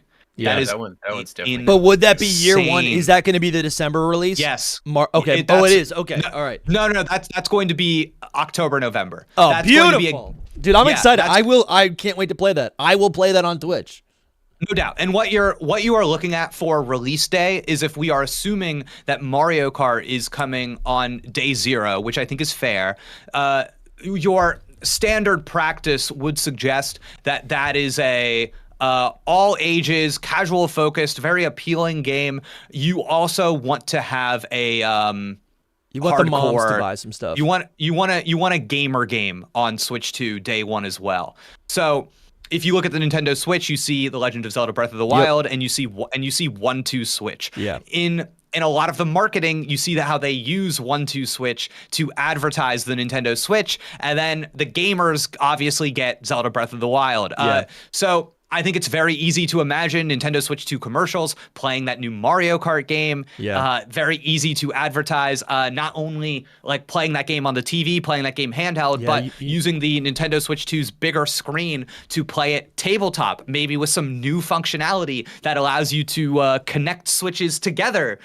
So I think that whatever this Mario Kart game is, I think it will give them a lot of opportunities to advertise to a specific group of gamers. But I do think a more hardcore audience, what game are you pitching them on? And is Metroid Prime 4, even though that's coming out on the Nintendo Switch, is that a good enough sell? Is that a strong enough product to position on Nintendo Switch 2 release day to sell people on? That is putting a lot of faith. That is putting a lot of pressure. Dude. A lot of pressure. What if it is on Metroid Prime 4? And I don't believe in it. And maybe I'm wrong, but I don't believe that IP that has the power. I would say, no. I think you're absolutely, you're spot on right there. Something else I'm noticing, something else I'm noticing is like 1-2 Switch. I feel like publicly, like people just, that's like a non-game. It was kind of almost like Nintendo trying to emulate the memories of just like the public memory of playing the Wii with their family. I feel like that's what they were trying to touch on with 1-2 Switch, and that being, or like Wii Sports more specifically. Right. But if I crossed that off on my list. I think you made a great point. Mario Kart just fits the bill. You see Mario Kart on a game, and it's just as nostalgic. You know what it is. It's everything that a casual launch title needs to be. Mario Kart makes a ton of sense. I guess. And oh no, please. No, I guess I'm just like I agree with you. I'm super biased. Metroid doesn't appeal to me. I feel like it's too niche, and it's also not a Switch 2 title. So even if it is at launch, Metroid, the Switch 2 title, yeah, dude. I mean, AJ was saying earlier in the chat, redirect. He was saying just another Zelda port, which we could see, but is that really what you want to showcase as a launch title? That would be nice Switch though if they did game? it for. I'm thinking of what game could they do it for? Twilight Princess, maybe. Yeah, but it's a port. It's not. It's still really nice if they really make it look good. So my dream this is not my dream title. Like I actually care that much to play it. I mean, I would play the heck out of it. And this is a nostalgia take, but I feel like the current system that they have right now, the new Zelda engine, right, the Breath of the Wild, Tears of the Kingdom engine, I think it would be cool to make a remake in that style. I don't even know if it's possible, but Twilight Princess maybe. Ocarina of Time. That would be wild. That feels like a home run? And Jake, I know you don't love that game, and I also haven't played it in 10 years, but I did play it like 40 times. Like people up. have suggested this has been recently. People have been suggesting. Really? Ocarina of Time. Okay. Yeah, this is something that has been. Which one is that? Guys. And I'm saying not a remake. I'm not saying like a HD port. I'm saying like you just take the story, rip it apart, reinvent it in the current engine. Yeah. And that's got to be easier to produce because the engine exists and the story exists. That is I think what makes that more likely than anything is that you don't necessarily need Zelda team to produce the Ocarina of Time remake. You don't. So you hand that off to a different studio that creates a new Zelda game for whenever you want to deploy that. It's hard for me to imagine that this year. I think you would want to deploy that a little bit closer to the movie, but definitely. I don't know. Like that could totally be it. I think that the reason why it is hard for us to determine what some of these other big Switch 2 games are, by the way, is that there is something that this hardware can do that we don't entirely understand yet. True. And specifically for launch games, you are going to have games that are showcasing those features and taking advantage of them. And at the end of the day, what do you do in Mario Kart? You drive. Yeah. That is a game. That's the party game. That's what you play with your family. And that is a game that I guarantee you can play handheld on your Nintendo Switch without having to worry about any gimmicks, any new features, nothing. That is a normal game you can play with a normal controller. I guarantee it. So where is this other game that is going to take advantage of the mouse mode? That is going to take advantage of some Switch 2 feature that we don't know about yet. Where is that game? Because that game will be here, produced by Nintendo on day one, 100%. Okay. All right, lock it in. I guess I just don't see, right, if the idea is, and this has been true for pretty much every launch, I feel like Zelda has been the launch title for every single Nintendo game or system for as long as I can remember. Right. I don't know if that's totally true. I know it was for the Switch, but I don't know about the other one. Just GameCube. I think, GameCube. Was it not Wii U? Yeah, Twilight Princess. There was this whole thing. Twilight Princess was on the Wii. That was the Wii. Oh, I'm sorry. Yeah, you're right. GameCube to Wii. Okay, so not Wii U. But then Wii U had nothing. No, Wii U had Breath of the Wild, which was also on Switch. Wii U had Breath of the Wild. Yeah, that's fair. I'm just saying that does seem to be a thing that they return to, and I guess I just don't see a Zelda Echoes of Wisdom style, like a 2D, like a 2D top down game, a Zelda title that doesn't feel like an appeal to hardcore gamers, right? So it would have to be something a little bit more core. And I think something you could definitely see if you're just trying to hit your annual Zelda game is a Switch game with a Switch 2. I think Zelda, it could be one of these things where they put out the Wind Waker, Twilight Princess games that were on Wii U, and they say, you can play these on Nintendo Switch. Why not? They were on Wii U. Yeah. Obviously, you can get them to run on Switch. And enhance them further. Hey, if you play them on your Nintendo Switch 2, 4K. Yeah. All right. Easy. That's an easy sell. People would buy those. So I like that. All right. And people would buy those on both platforms. So have you played it, Lumi? I've never played Wind Waker. That's why I said I want to play it. Wind Waker is so good. That's if I could pick any Zelda game to play, that'd be it. I haven't played it either, Lumi, so I'm right there with you. Oh, yay! That's wonderful. We'll do a stream, Jake. Yeah. No, my channel's been dying for me to do a first time playthrough of those. Ooh, There's a couple of that's good content. Yeah. Good content. Yeah. Have you played a lot of Zelda games? Because I've played like none. I pick and choose, and then there was a remaster that came out on the Switch for Skyward Sword, and I wanted to like it so bad because I actually like the motion controls. I think it's fun, but I think that the game is so boring. Yeah, it drives me insane how boring that game is. You're just doing it's just garbage. That is validating because I tried to play it when I actually was like in my Zelda mode, like during my Zelda era. I tried to play it, and it took you out. Totally took me out of it. I had to actually purchase like a $30 attachment for my Wii, and that was even horrible. I love doing the sword stuff though. I love going. Yeah, it's all good in concept. It's all good in concept. I totally loved it. I've played the first Zelda game, like the one that they've got on Nintendo Switch Online. I've played the original Link's Awakening, and I played Echoes of Wisdom, but I'm gonna be completely honest, I didn't even finish it. So yeah, that happened. That's it though. I loved them until we get. I really enjoyed them. I think the Terra Leak happened, and so that brought my mind away from I played Echoes of Wisdom because I'm like, we're not getting Pokemon for a while, so I started playing Echoes of Wisdom. And then the Terra Leak happened, and we're getting like all this, and it just threw me right back into a Pokemon mood. And I'm like, I don't want to play with that anymore. I will say, my favorite Zelda is Breath of the Wild. But after Breath of the Wild, there was one on the 3DS called A Link Between Worlds. Yeah, that was fun. And I got that. That game was a masterpiece. I loved that game. You were going between the high rule and the low rule. Yeah. It was. Oh man, dude, style, Right. ooze style. Yeah, it was really cool. Those side Zelda games are a lot of fun. All right, Let's recap. All right, launch title. Nintendo Switch 2 is going to reveal or release.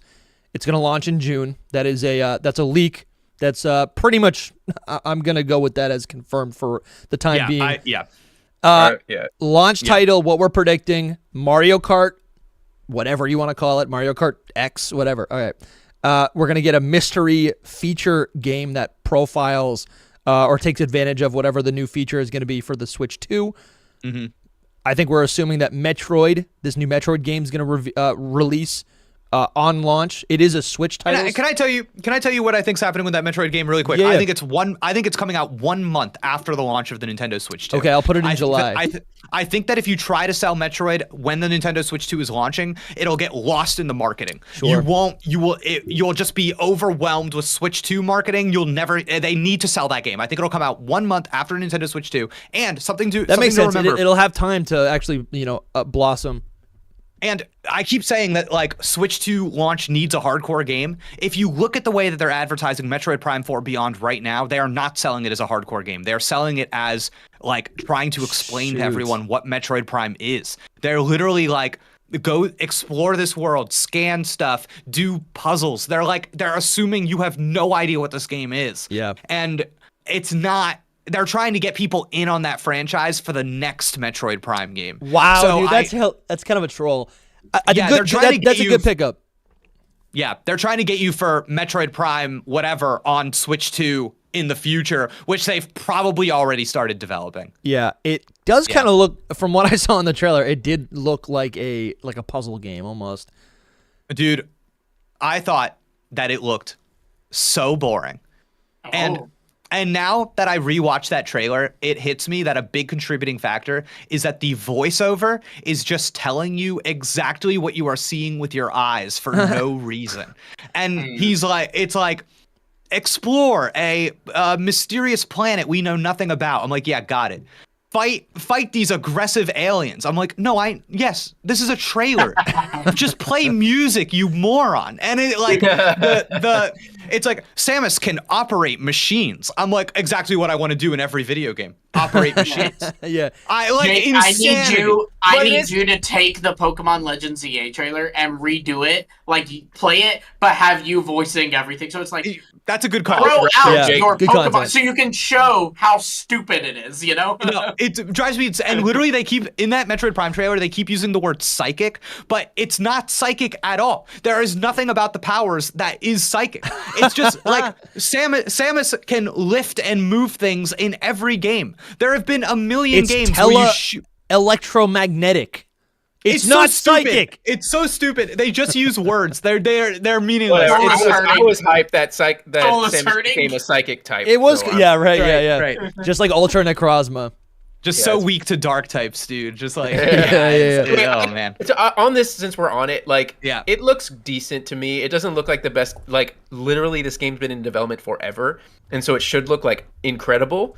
But it doesn't look like incredible. It looks decent. But I am hype about it because Metroid Prime is like literally my favorite kind of game. Like that's my thing. That's like more than even Pokemon, like gameplay style, like gameplay. That's it for me. Like I love just the exploration of Metroid Prime, like all three of the other ones. And I'm so hyped for this game because of that. But if they don't do it right, then that kind of sucks. I agree with you about the trailer. I think that they literally were bringing in casuals to it because agreed. What they show is like the basics of Metroid Prime. Like me as a Metroid Prime fan, like I know what we're doing. We're scanning, we're shooting bad guys, and we're exploring, and that's it. Like you're right, they didn't need to do all that unless they were trying to bring in new people. Dude, which kind the first gameplay thing that they tell you about is scanning a rock. Yeah, bro, no, dude. You know what's funny is like I've literally not thought of this game once in the last 8 years, but seeing this opening cutscene It seemed very It makes me atmospheric. hyped, It though. actually made me want to play this game, not because not because you're fighting monsters, but because you're exploring planets. These do tend to be the games that I will buy. Like I played all the Mass Effect games, and this is reminding me of that. So You might fall in love. You might fall. I in might. Love. I might. love these games so much. The I game love will them. be better than the trailer, no doubt. Okay. But I just think that the trailer, I'm like, what are you guys doing? Look at this Especially rock, for Nintendo. though. That's pretty cool, dude. who- Scanning a like rock. Nintendo sells you on new gameplay experiences. That's like why you go to Nintendo. Sure. And to me, I'm like, guys, you got to show me one thing that was not possible in a Metroid game. That makes was- me. Well, that- the psychic that dude literally- You're gonna be able to do kind this of- with your mouse. Yeah.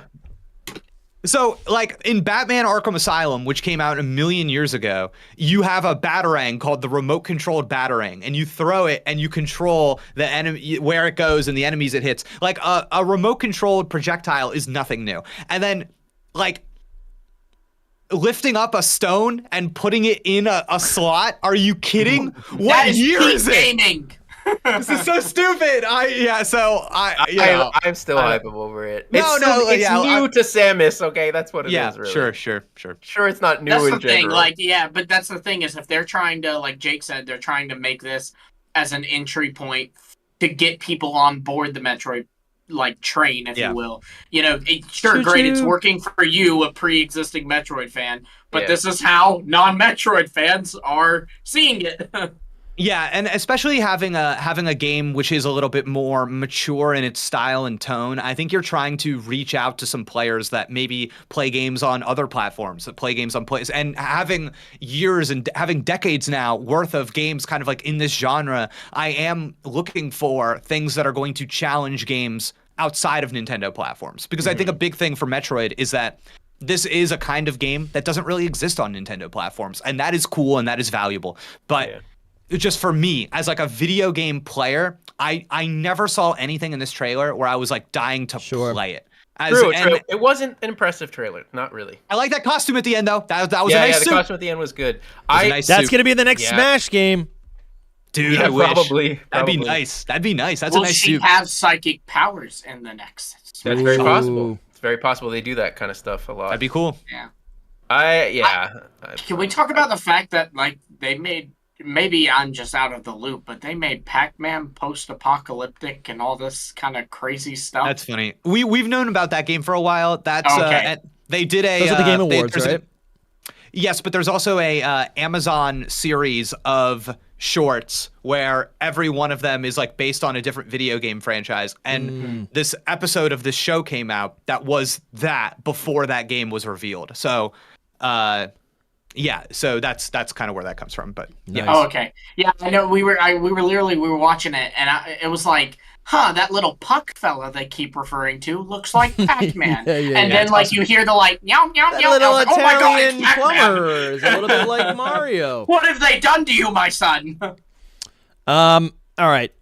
Listen, I'm still not. I'm happy for the Metroid heads, but it still does not excite me that much. One last thing to say about Metroid, and this can segue us if you're ready to talk about Pokemon or not. I don't know. No, but, I mean I don't even know how much longer we're gonna go, but yeah. I mean, we should go over a little bit of Pokemon stuff since that was in the Nintendo Direct. That's true. Yeah. But also, I do have Pokemon notes as well. So. Okay, great. Yeah. I've got some slides. Yeah.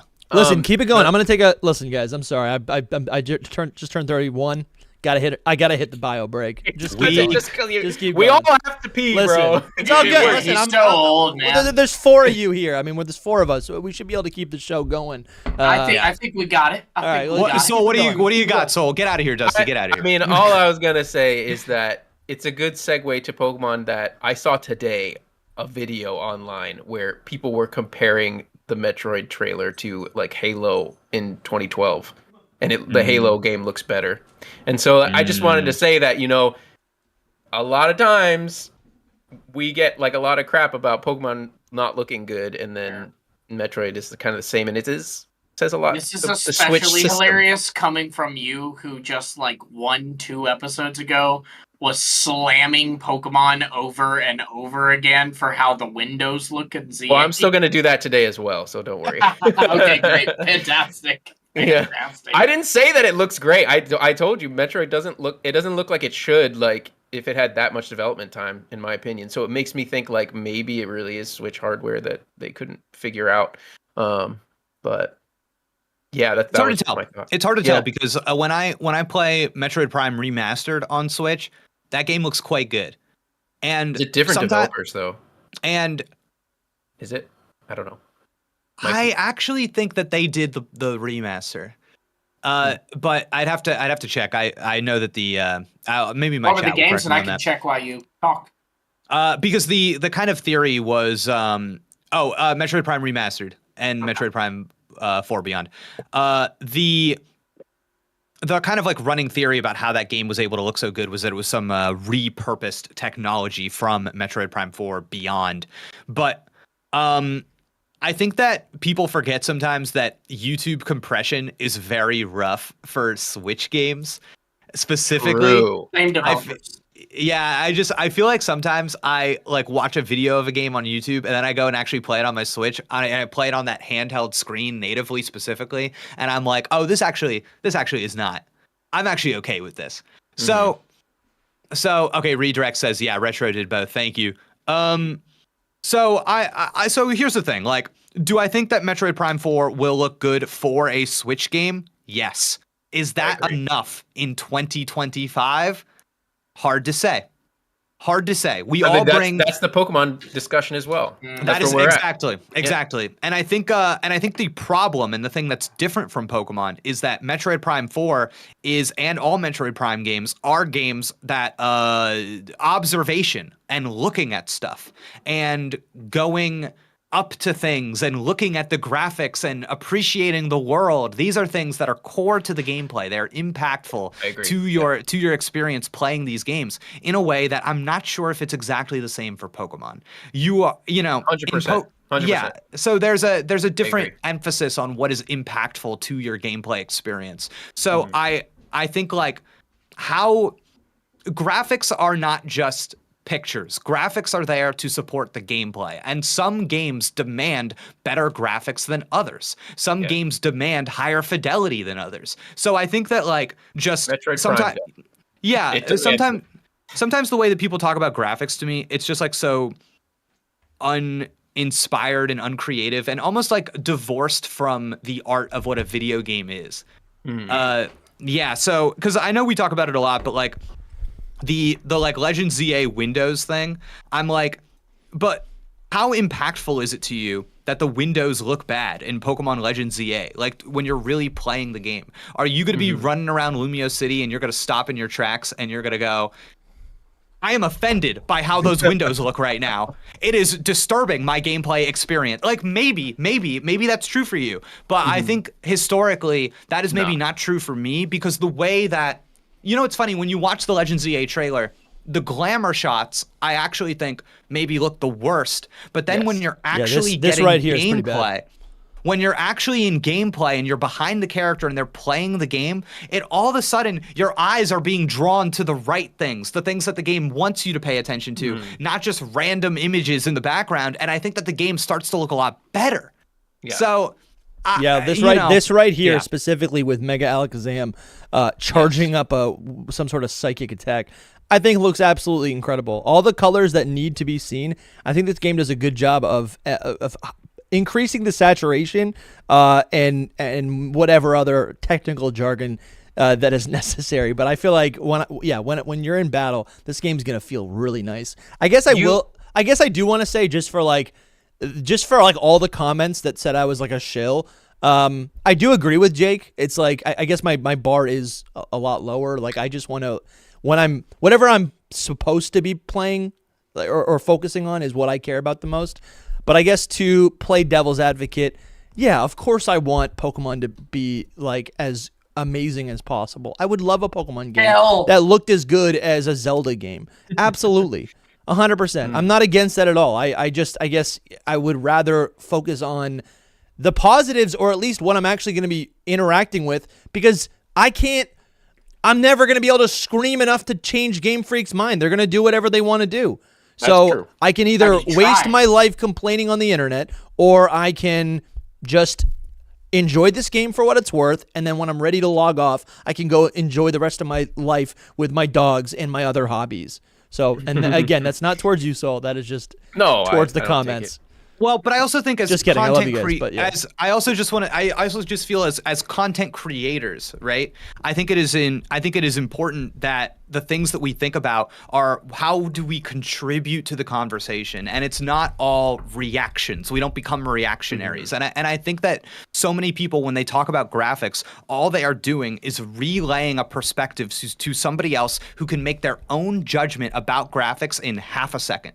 I think the graphics look good. I think the graphics look bad, period. This is dumb because nobody needs you to tell them something that they can find out for themselves in half a second. In half a second, you also, have to do more. It's also a matter of like opinion. It is also sure. It's subjective. It's art, you know. So it's not exactly. It might not be your taste. You know what I mean? Yeah. I will say this since we're here. Well, just again to support you, like, I guess there is a like half of our conversation the other week was like about art style versus not just about like graphical performance. So that is another part of it, right? I do like the aesthetic, the watercolor aesthetic of Legends Arceus quite a bit, and this is a departure from that. Exactly. That was my main in that video. Like my main thing wasn't the graphics. Yeah. But Best skybox in Pokemon Legends Arceus. Best skybox they've ever done. Yeah, true. I agree. Yeah, it was nice. In saying this, since I wasn't there when this was happening, it's funny, Dusty, you hit on both parts of the trailer that are like the complete opposite. Which that scene with the taxi is like probably the worst. Yeah. It's like Windows. It's Windows.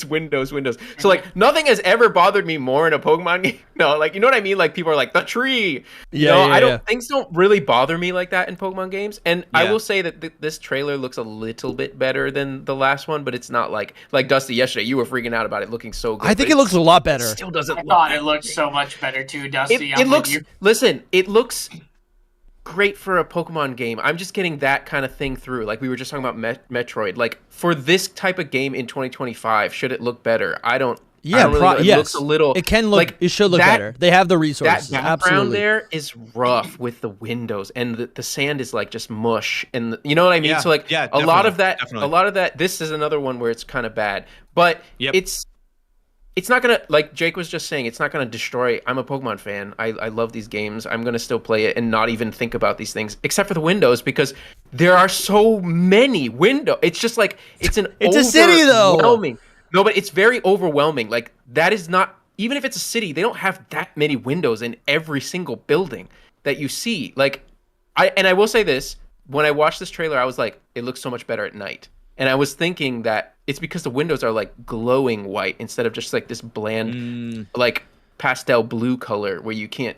They feel like there's a light on. I just don't care. I guess I won't. No. Sorry, I'm not saying I don't care what you're saying. I'm saying no. I totally get it. Because when we're battling and you can see all these windows on the side, in my mind I'm thinking the windows are as bland as possible because it's not important. If the windows were intricate, it's just distracting. Right? Listen, I don't even care if they were intricate or whatever. It's just this one specific thing about this game that is like bugging me just a little bit, but it's not going to affect my gameplay experience. Like I'll just be like, look at all those windows. That's hilarious. Why did they do that? Can I tell you, for me, the biggest criticism in terms of how the game looks is that I feel like every part of the city looks the same.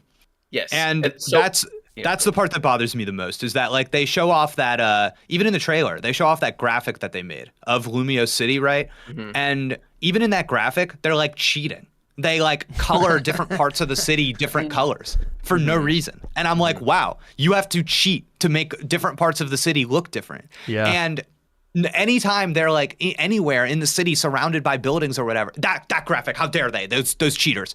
It's like, oh, there's the red part of the city and the green and the yellow part, and that's I think the part that bothers me the most. And you know, there are games where the windows are given special attention to sell a certain feeling, right? If you want to see really cool windows in video games, the Spider-Man video game, the Spider-Man games invented technology for their windows that is like so cool because they're trying to sell you this illusion. But yeah, I agree. Like some of those ground textures, the flatness of them, the relative low resolution of them are not very impressive. At the same time, I do think that they are almost across the board upgrades to Scarlet and Violet. Yes, 100%. And like so that's my like that's my point for the whole thing. Really, is just like my problem with this game's how it looks is really just the setting and that it's like Scarlet and Violet 2. So like it's what Scarlet and Violet should have been. You know, it's like a better version of Scarlet and Violet, which isn't necessarily bad, but it is like still that same art direction which we talked about. It's that same vibe of graphics and art direction. Definitely.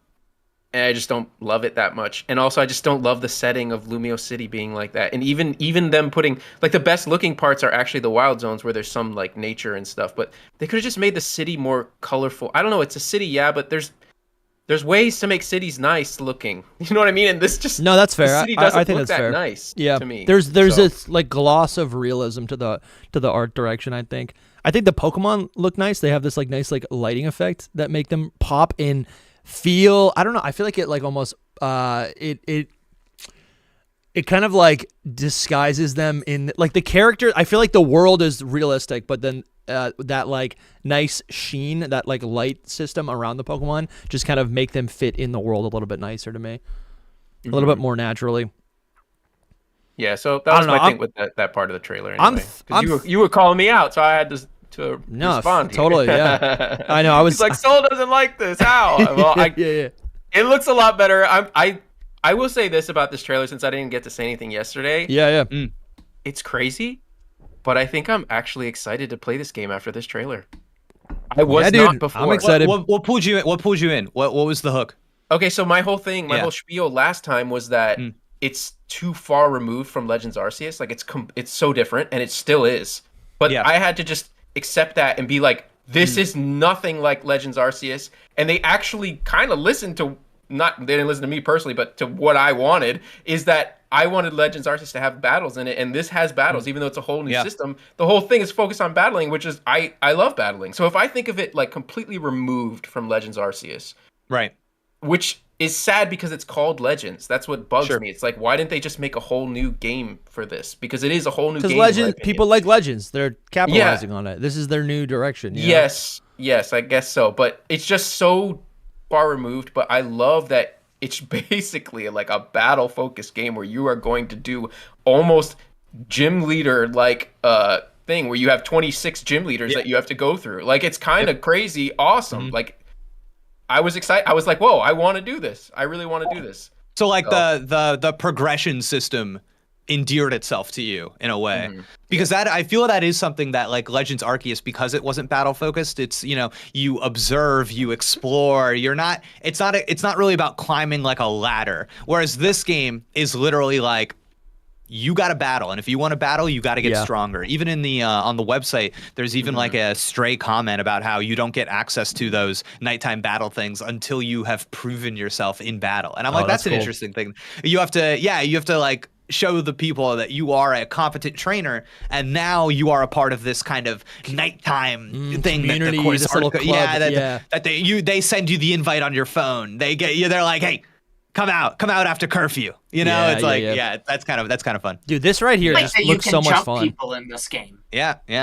I have, Dusty, if you want, I have some notes here about some observations I made in the trailer that I don't know if people caught. No, lay it on me. Lay it on us. Okay. All right. So first things first, we've got this shot from the trailer that shows a cramped indoor battle. So I just want people to, you know, we've got this little Pokemon here, and it's showing there's all those boxes there, you know, makes you think maybe somebody's moving in, maybe they're like, what's going on in this building? But we see this Pokemon using Swift, and I say specifically, I think Swift at least. Yeah, it's Swift. Yeah, okay. And I bring this up specifically, and I say that it's cramped because shortly after we get another shot of this Mega Kangaskhan in an indoor arena battle. You can tell because there's a little outline on the floor of like a Pokemon battle arena. That's cool. And that's so like indoor battles confirmed, number one, but also this seems like a very specific kind of location. You can kind of just see barely. There's a little person over there sitting down outside the stage. So yeah. So like I was like, dang, they only show this for 2 seconds. And it's like where is this place? Yeah. How do we get inside, and what are you doing in there? That is so fun, dude. I think it's the restaurants. Yeah. And That'd be sick. Those cafes. X and Y, you had these restaurants that you could battle people at. And I don't know, the vibes I'm getting from the interior of this place reminds me of the Treasure Eatery, which was Larry's gym and Pokemon Scarlet and Violet. Sure. Right. Oh, that's fun. Okay, and Sharon says that there was the triple battle restaurant with the monkeys. Yeah. Oh man. Okay. Sharon's in your chat. They're not. Sharon's in my chat. They're not in the hidden power. Come on, Sharon. No, buddy. What are you doing? No. Twitch.tv/Jake knows it. No. Hidden Power Podcast on YouTube. Wow, I'm loving this. We nice. see the ambush gauge has been changed in this game to be more active. So you see it starts out, you're in the yellow, he just noticed you, and then in the trailer it'll change it'll grow, it'll fill out to being orange, and then when you're caught, it will be red, and it'll be, oh, you're in battle now. A very emphasizing stealth in a fun way that's like very direct and showing you how it works clearly through these UI elements, and also just making it more like active and alarm and like dangerous. You know what I mean? It's like, oh, it's getting orange. I got it. I like that. I love that kind of stuff. I like that a lot. Yeah. Yeah. Cool video game element. Okay. I don't know if you have this later on, but like up in the corner of the UI, it does tell you constantly what your win streak is. Win streak, dude. And I think that's nice because it's a subtle thing. I mean, that was not the win streak, but your catch rate was counted just consistently in Let's Go Pikachu and Eevee. And what that does psychologically is it just like slowly nudges you and encourages you to really just actually put your best foot forward when battling, right? It's telling you that you should care about battles beyond just like, standard interactions. Like psychologically, it doesn't matter maybe the win streak, but you're gonna wanna, just keep that thing moving. And I'm sure there's some bonuses attached to that as well. There's definitely bonuses. I think I get to that later. And nice. One of the cool things about it too is that this sense of managing your time and trying to get a high. Yeah. Maybe you're rushing. There are stakes now because you only have so much time at nighttime. And you even have kind of like around your map, there's a time indicator that's kind of always going. So okay. My next thing. Oh, okay. This is my favorite thing in the trailer. I have not seen a single person online mention this, so this is my favorite thing. Okay, here we go. Here we go, guys. Dig. It looks like if you watch this trailer, Dig is emulating a 2-turn move from the classic games. By you activate Dig, it puts you in a counter stance, and it waits until another Pokemon attacks, and then right when that attack is about to hit you, it counters by going underground. So if you watch the trailer, it waits. This little circle appears around this Pokemon. Yes, and he sits there and he waits. And then when the attack, so you could not attack, and I think he would do nothing. But because the person attacks, it counters by going underground and then attacks him. So I think 2-turn moves like Fly, like Dig, like whatever the other ones are, Bounce, that's how they're going to emulate being 2 turns. By you activate, it responds to the other person using their move and then goes around. So maybe you can, when you see a Dig like activated, the gameplay is like, okay, now I'm going to not use a move, or I'm going to use a defensive move, or maybe like a special move or something to like, who knows. But yeah, no, that's the really counter cool. Stance. I didn't see anybody mention the counter stance. I thought that was so cool. No, the counter stance is cool. I mean, I love, yeah. So that's way more. That's like a better way to understand, I guess, mechanically how this is going to function in the game. That's cool. Yeah. Especially it being like a 2-turn move. I think a lot of people assume just like, oh, Dig, you press Dig, you go underground. But if you watch in that trailer, it's definitely that's a block. It's definitely a block. It's not. Yeah, and or a dodge. How close it gets that bubble beam to hitting this rabbit in the trailer is so close that it can't be anything. It's not a skill. It's not skill. Yeah, honestly, if you wanna play that, I think it makes the case for me. Mm-hmm. Because it is clean. It is comical how close. I'm like, there's no way that was live. It would have it would have been in the hitbox. He just dodges. He just goes whoop. See ya. Yeah, that's super fun. No, it's awesome. That's super fun. It does seem two step move kind of thing for sure. Yeah, definitely. So I really love that. Okay, what did I do next? Good pickup. This is cool. I'm sure people caught this, but the rank and then the name of the trainer, they're gonna have the same letter. Oh, I didn't even notice that. Yeah, that's fun. Rank B is gonna be Betsy. Yeah. So you even see later, this woman, the Y, Yvonne is next. Yeah. So which I gotta say, I don't like this. I don't like this either. I don't like that you have to like. I don't know. There's gonna be people that we know. Do you know what I mean? I hope so.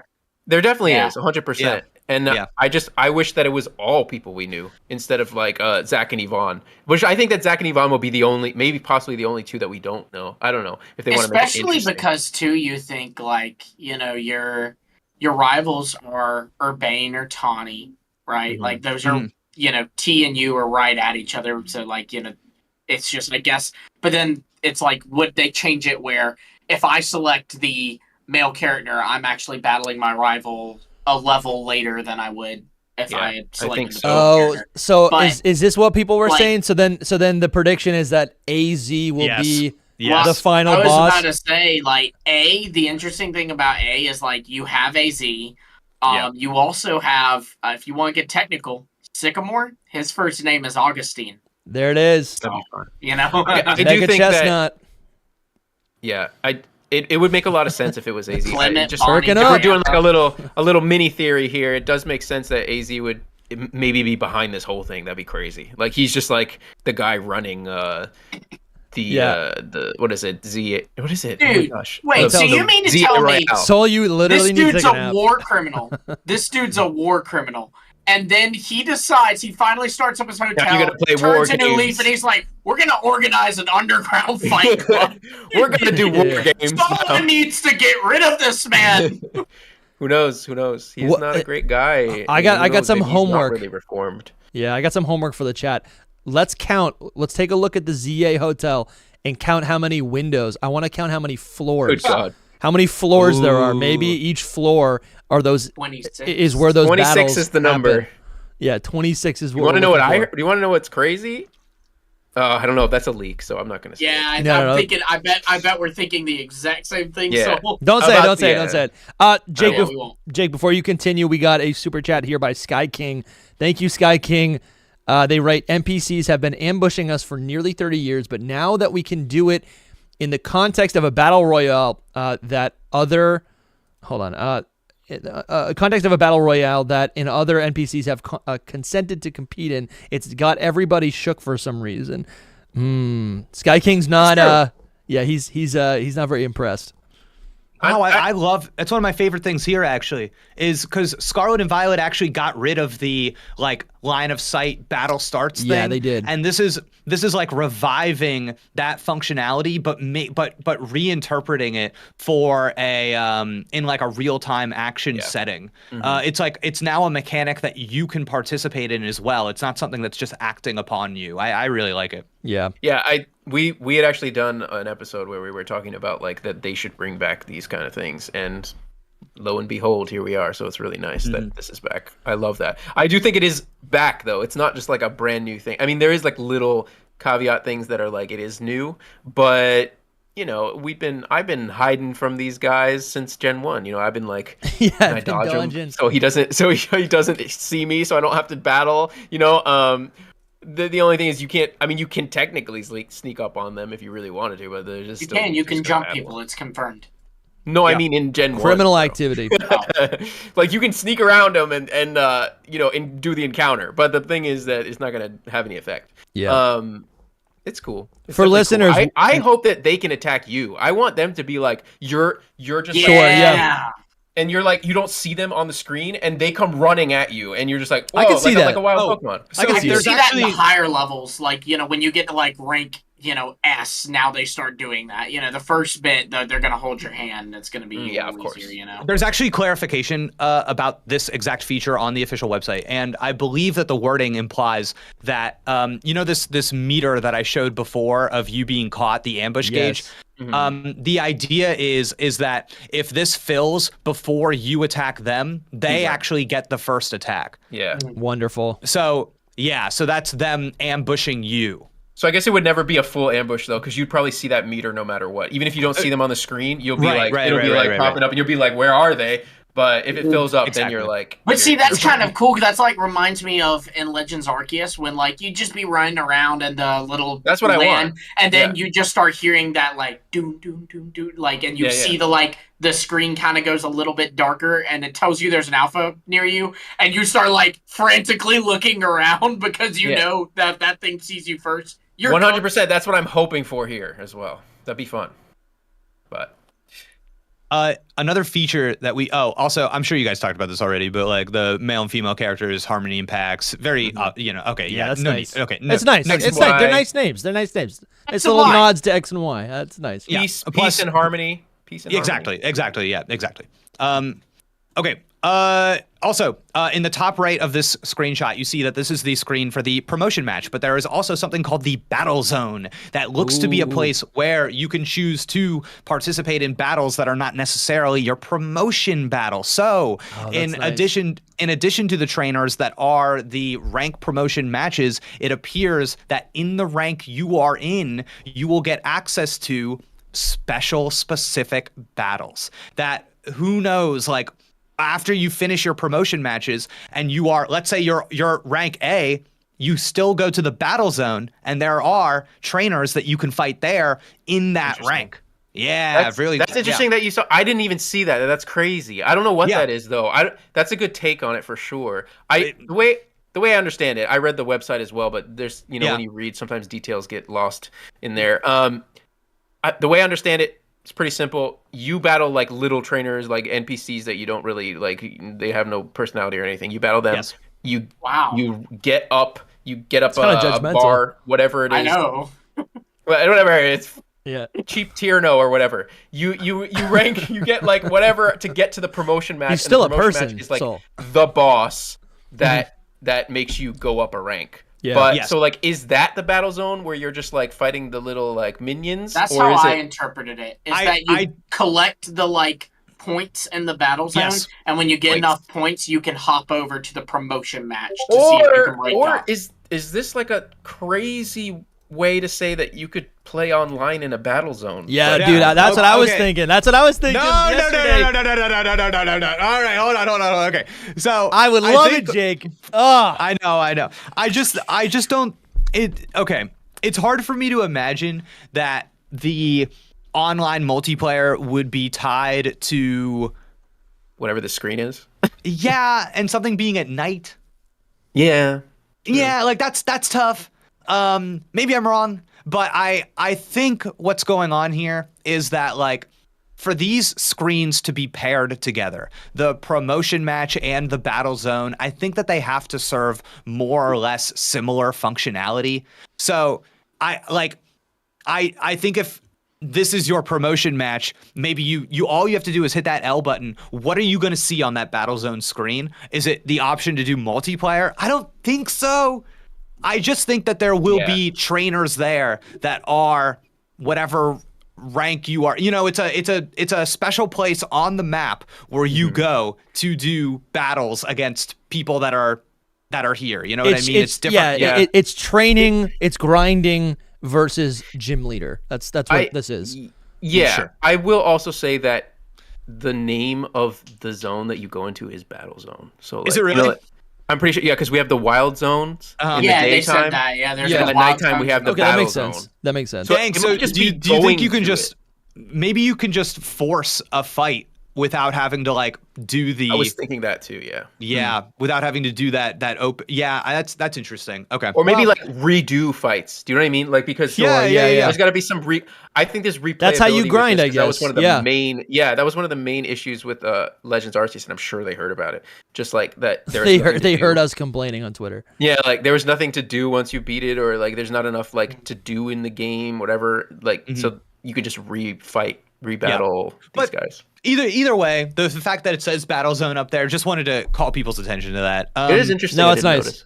It's nice. Yeah, and I mean, listen, maybe you hit that tab and all it does is show you a map with the active battle zone that night. Maybe that is it. Sure. That's a good point. That is an important detail as well that maybe people haven't really figured out, is that there's like only one battle zone each night, I'm pretty sure. That's what the website made it seem like, but the gameplay, it doesn't. They were everywhere. Looks like, if there's only one, then you're not sneaking around. Look like that. It does look like that. The website made it sound like, oh, at night it changes and there's one battle zone. I agree that people were drawn to.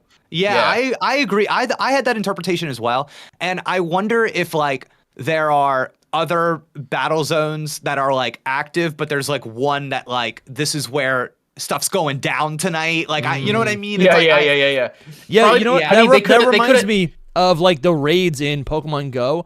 That idea that like, you know, there's multiple things going on the map, and it's up to you to decide kind of where you want to go. It could be that they just literally turn them all on at night, and there's only one that we go to. Right. Do you know what I mean? Right. Like it just like not to say lazy, but you know they didn't decide to turn them off and turn one on, kind of thing. Like it's just like that throughout the whole place, but only one's active. Yeah. And also they are different from the wild zones in the daytime. Like they're alongside the wild zones. They are not the wild zones. Like they don't convert.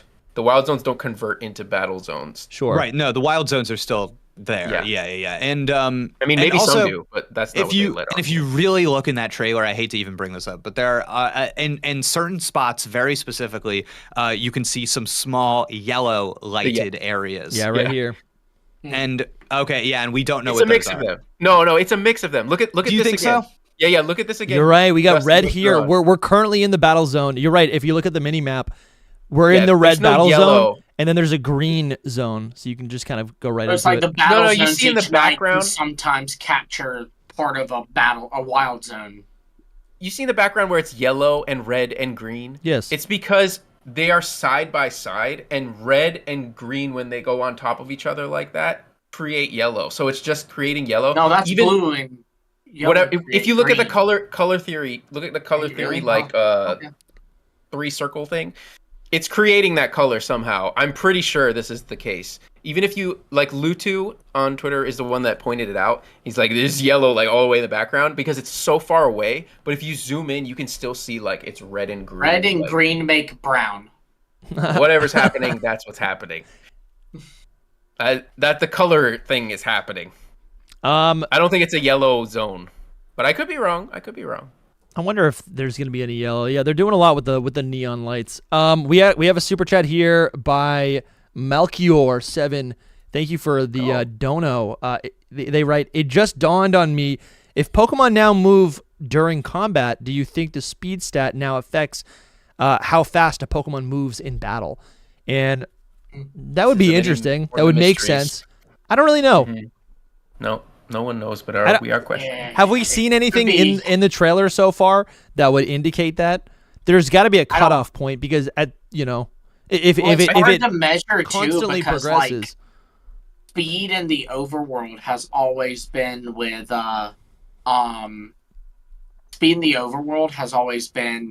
like different from speed in battles too. You know what I mean? Like a great example is Veluza. Veluza and Scarlet and Violet. Point, that thing spots you, it's got you. You know, but in battle, its speed is like 70. Like it's I could see them giving us like a little trailer tease at Worlds in August, and it being like explaining how these battles are going to actually work. Maybe, but I don't know. Maybe.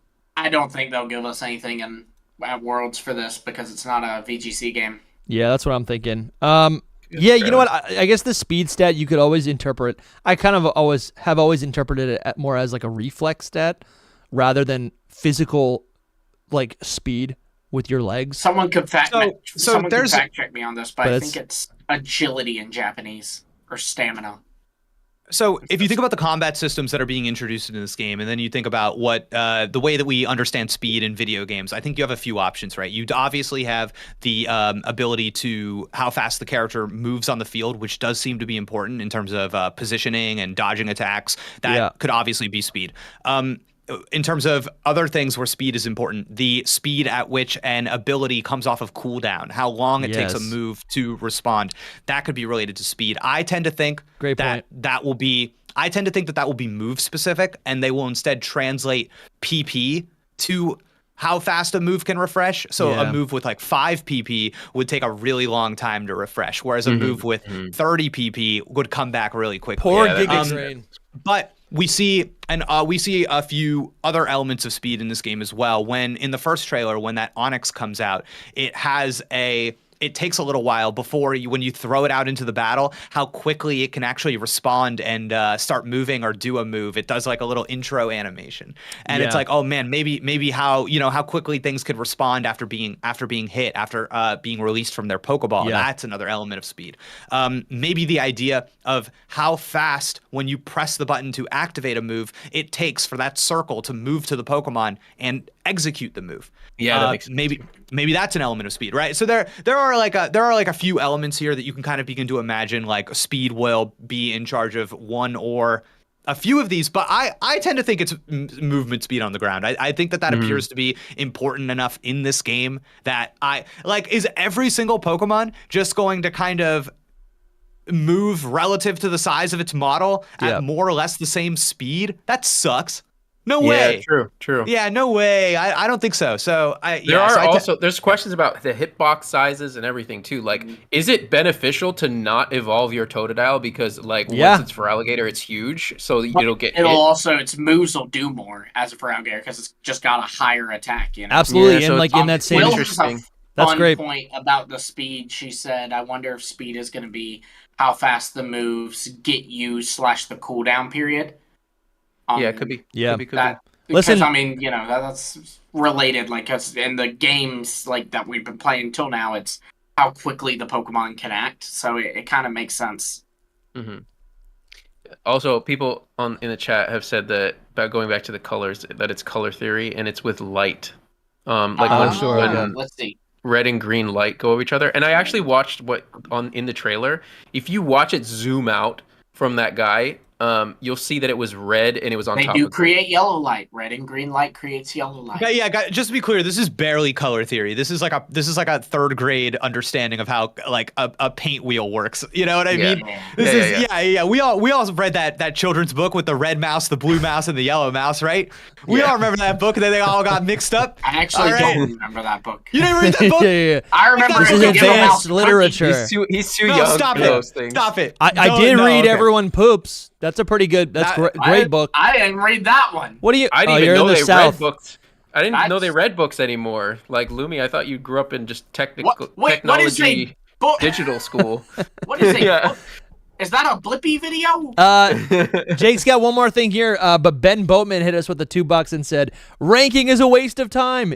It is too much work." I don't actually know if he was yelling. There's actually no explanation. Come on, that's like gyms. Gyms is what are gyms if not ranking? You know? No, but It's this true. is actually a really good point because I think that a lot of people. This is what I was saying in that episode a while back. Just like, I think people might be like, this isn't what I wanted from a Legends game. I didn't want like a gym battle thing going on. I wanted just to throw Pokeballs at Pokemon and not have to do battles anymore. I think there's gonna be plenty of that though. I do think grinding. Yeah, but what is a Pokemon game other than grinding?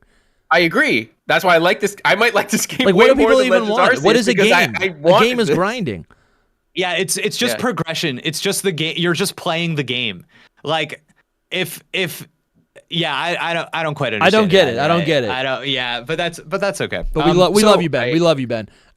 Being the lore people here, I would never have brought this up on my own, but I did put a circle around these symbols just because I don't know. I was like, Jake, this is a little weird. This is a little weird, Jake. Well, those were in. It means nothing. They were in Lumio X and City. Y, yeah. Yeah. All right. Oh, is it actually? I was saying. kidding. I was kidding. No, I was just kidding, Jake. Apparently, it's not a thing. All right. Apparently, yeah. They might end up meaning something in this game. Who knows? All right. I just thought that they were very specific. And No, I thought it was. They look worth like pointing unknown, out. dude. I kind of like it. They look like unknown or like a language. In a game that has buildings as generic as this one you see behind me. Sure, but this one's specific.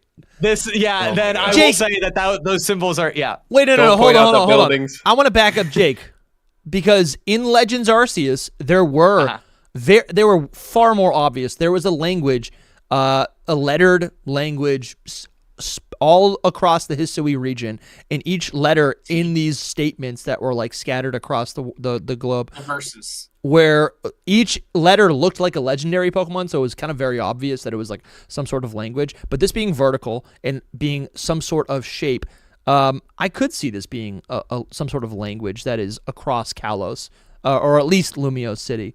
This maybe this is a pickup, dude. Maybe this is a pickup. Yeah, 100% be new lore with this. Yeah, just wanted to point out that they put that's that a good. in this I game. like it. I like it. You know, they went out of their way to put that in this game. Okay, a couple of final things here. So obviously at the end of the trailer, we had the tease with this little pink thing. Yes. Obviously, the next trailer will be the reveal of a new Mega Evolutioned Pokemon that you are going to fight. They're obviously going to have some kind of story contrivance to explain this mysterious thing that's happening here. But Friendship. the last trailer ended with a tease. This one ends with a tease. I think that tells you that we are part of a very specific and currently operating promotion cycle. It will not be long before the next trailer. It will be next month. Yeah, Yep. I like Yeah. the sound of that. We're in it. That was literally going to be my biggest point that I was going to bring into today, was that it's crazy that we got a trailer exactly 1 month after Pokemon Day. Exactly 1 month. I don't think it's that crazy. It is crazy because people were like, "We're not in the hype cycle yet." That was But just we the first are. one, and now we're gonna wait tons of. I know we more were months. We were all saying then- that, but I don't. That take I made didn't me so believe it. mad. I got mad about that take online. I got so mad about it. I really think that it means that it's coming sooner than we think. I think agree. Yeah, there's listen, we just not- did the breakdown. I agree. mean, it's September, August. That's when we could get this game. I actually think the end of September at this point. That is my guess right now. I'm writing it down. Listen, I've been telling people early October. Yeah. So I'm right there with you. I think the people that say that this game is in that like week before Black Friday, November slot, I don't know where they're coming from. I really don't think it's happening. I have no idea what they're talking about. It's like you're telling me we're gonna like no, dude, that's not how marketing works. I don't believe you. So, I mean, we're in the marketing cycle. It's usually 6 months. I agree. And if we get like a trailer every time, actually, another point was Pokesutami on Twitter said, Tochigi, the director of this game, you got it right. He tweeted out yesterday that things will be dropping basically little by little, which means to me that every month we're gonna get a little thing every month until it releases. And if Tochigi the goat. Yeah, man. Let's wait and see. Yeah, he might be. He put Flappy in this game. He's my goat. He put Goat in this game. I know. Well, listen, I don't think he had creative control of that. That was going to happen regardless. He actually tried to remove it, and they told him, "No, you're not doing that." Dude, I'm excited. I guess I didn't really. I did not believe that ZA would come out mid-year, but. I mean, but if it'll it be is mid-year, it'll be mid-year. It'll be September, October is my guess. Yeah, I'm excited. I'm excited. DLC January. What else we got, Jake? So I actually forgot I put this in here. We actually get to see what the battle zone is. Oh, no way. Oh, yeah. This is the battle zone. Yeah, so we have this Good screenshot, debate. and the things that I highlighted here are that you get. There's a prize medals, and this is not money. And we don't know what you do with prize medals yet. It's got to be similar to battle stones. Yeah, so that's something. And also like the EV system. And you can't see it because I'm hiding it, but you can change your photo. Oh, That's awesome. nice. Okay, That's really cool. You like that? How fun is that, dude? This is standard. Yeah, that's nice. I love it. So that's really fun. It's my league card. Obviously, I think all this is self-explanatory. The points, get the ticket, do the promotion match. So I guess the battle zone is literally just like telling you how you have progressed in the battle zone. It tells you about the bonus cards that you have picked up. Yeah. I'm sure you guys already talked about this, but the bonus cards, the way that you get them is that they're just in the environment and you have to pick them up. They're just like glowing out in the world, and you have to like actually run up to them and be like, "Oh, am I taking this one?" Or "No, I don't want that. You can only hold 3 at a time." So you have to like see, "Oh, super effective electric attack. I don't have an electric. No, I'm not taking that one. I'm gonna go find a different one. I'm gonna go grab that one." So yeah, so kind of cool. That is nice. Something else to So do. it's like TMs. No, I think he's describing like the BBQs in the DLC where there's like there's missions. There's like little missions to do. That's what you're saying, Jake? Okay. Yes, I actually have a picture that shows this. Yeah, we did talk about it in yesterday's stream. Was it yesterday that this came out? Yeah, Yes, it was yesterday. This thing. Yeah. So if It you doesn't look feel like it though, does it, Dusty? It feels like 3 days ago. It doesn't. so- right so here. if you- Okay, Yeah, so you can see the first mission here: knock opponents out with a Mega Evolved Pokemon, land super effective hits with Electric type moves, land hits with Ice type moves. And somewhere on the website there is a screenshot and some text that shows you like glowing on the ground the tickets, and you actually have to go over and pick them up. But these are the missions that you get, and they get you points to fill up your promotion ticket. Once you fill up that meter, you go challenge, raise your rank. Totally. I just love. This is why I was excited about this game as well when I saw the trailer. I actually was like, they kind of did this, which is they took Legends Arceus. Like, you still can do Legends Arceus in the daytime and go catch your Pokemon, and then at night they swapped it where it's like you're not just like trying to catch 5 of one Pokemon to fill up your meter kind of thing, to fill up your dex or whatever, like it was in Legends Arceus, but instead you're filling up your battle meter the whole time so that you can rank up. They literally flipped it on its head to be a battle focused thing that you do. Like those tasks are literally what you would do in your Legends Arceus like notebook thing that opened up. Yeah, I think Pokedex, actually. Here's the thing. I want to be excited about this because this does actually this feature here where there's like they're almost like quests, right? They're tasks. Could it get annoying? Well, I guess Could it get annoying? Initially I want to be excited because that gives me something to do in the world, or it gives me like these things to do. But I feel like they're kind of arbitrary. And if I think back to the Blueberry Academy, that can be fun. I've had a fun time doing that when I'm online. Right, Jake, we did that like a couple weeks ago with your Discord, and that was fun because we all had like a collective mission. It was for like an hour, but yeah, at any other point when I'm playing in the Blueberry Academy alone, these are annoying to do because the reward isn't that great, and they are just random tasks that I don't really even want to be doing, and they're not attached to anything. Right. So my initial thought is, oh, cool, this will make the quote unquote open world more exciting, or it'll give purpose to what I'm doing. However, I don't really know if this will actually be that fun. To me, it's like a task, though. It feels like a proper task. And Yeah. I think something to think about how this will actually affect the way that you play is that if the only thing you had to do was go around and beat opposing trainers, there would be no impetus to play differently, to switch up your team. Sure. To now it's like, oh, okay, I can progress. It's not your goal. Whereas in Scarlet and Violet, it is your goal. Your goal is to do these missions, and for no reason other than to get the points. But here, it's have very intentional reason. What you're doing here is you are modifying the conditions to your goal if you want bonuses. Okay, I get so you. now it's like, oh, I can go fight this trainer. But I should be using an ice type move. Yeah. Boom. So now you're going in and you're going, I think if I use this ice type, I can actually get a little bit more points here. He's not that trained up, but I'm going to use him. And putting those modifications on top of the way you play, I think actually leads to having like more diverse gameplay experiences every time you get to this nighttime mode and you're participating. You have to do that 5 times, by the way. Land hits with ice type move 0 out of 5. That's not too bad. That's not too bad. That's one battle. That's one battle. Yeah. I like it because this is like literally the game. Like this, you have to do this is the reward system for the game. Yeah. Yeah. So it's not just like, oh, I get rewards that I can, find the starters in Blueberry Academy. I guess that makes sense. This isn't like go catch one Pokemon in this area and it like has to be a tentacle or whatever, which is arbitrary. And then I'm just going to release the tentacle. That's what you did in Legends Arceus, though. Like you had to catch like. No, but in Legends Arceus, tentacle. Yeah, but I didn't care about it in Legends Arceus because like catching was fun in that game. And I guess actually, good point. In this game, it was boring. Battles will be fun. It's like I don't want to do this. So this will be fun to do. Yeah, exactly. And it'll make you see parts of battle that maybe you wouldn't have known were otherwise there. Because now all of a sudden when you're forced to use a Pokemon with an ice type move, what are you going to see that you otherwise wouldn't have seen because you weren't using that Pokemon? Another kind of funny thing in this trailer really quick is that there's that shot where the Lucario sneaks up on the floor, Jess. Yeah. And you see that, I can't believe they showed this.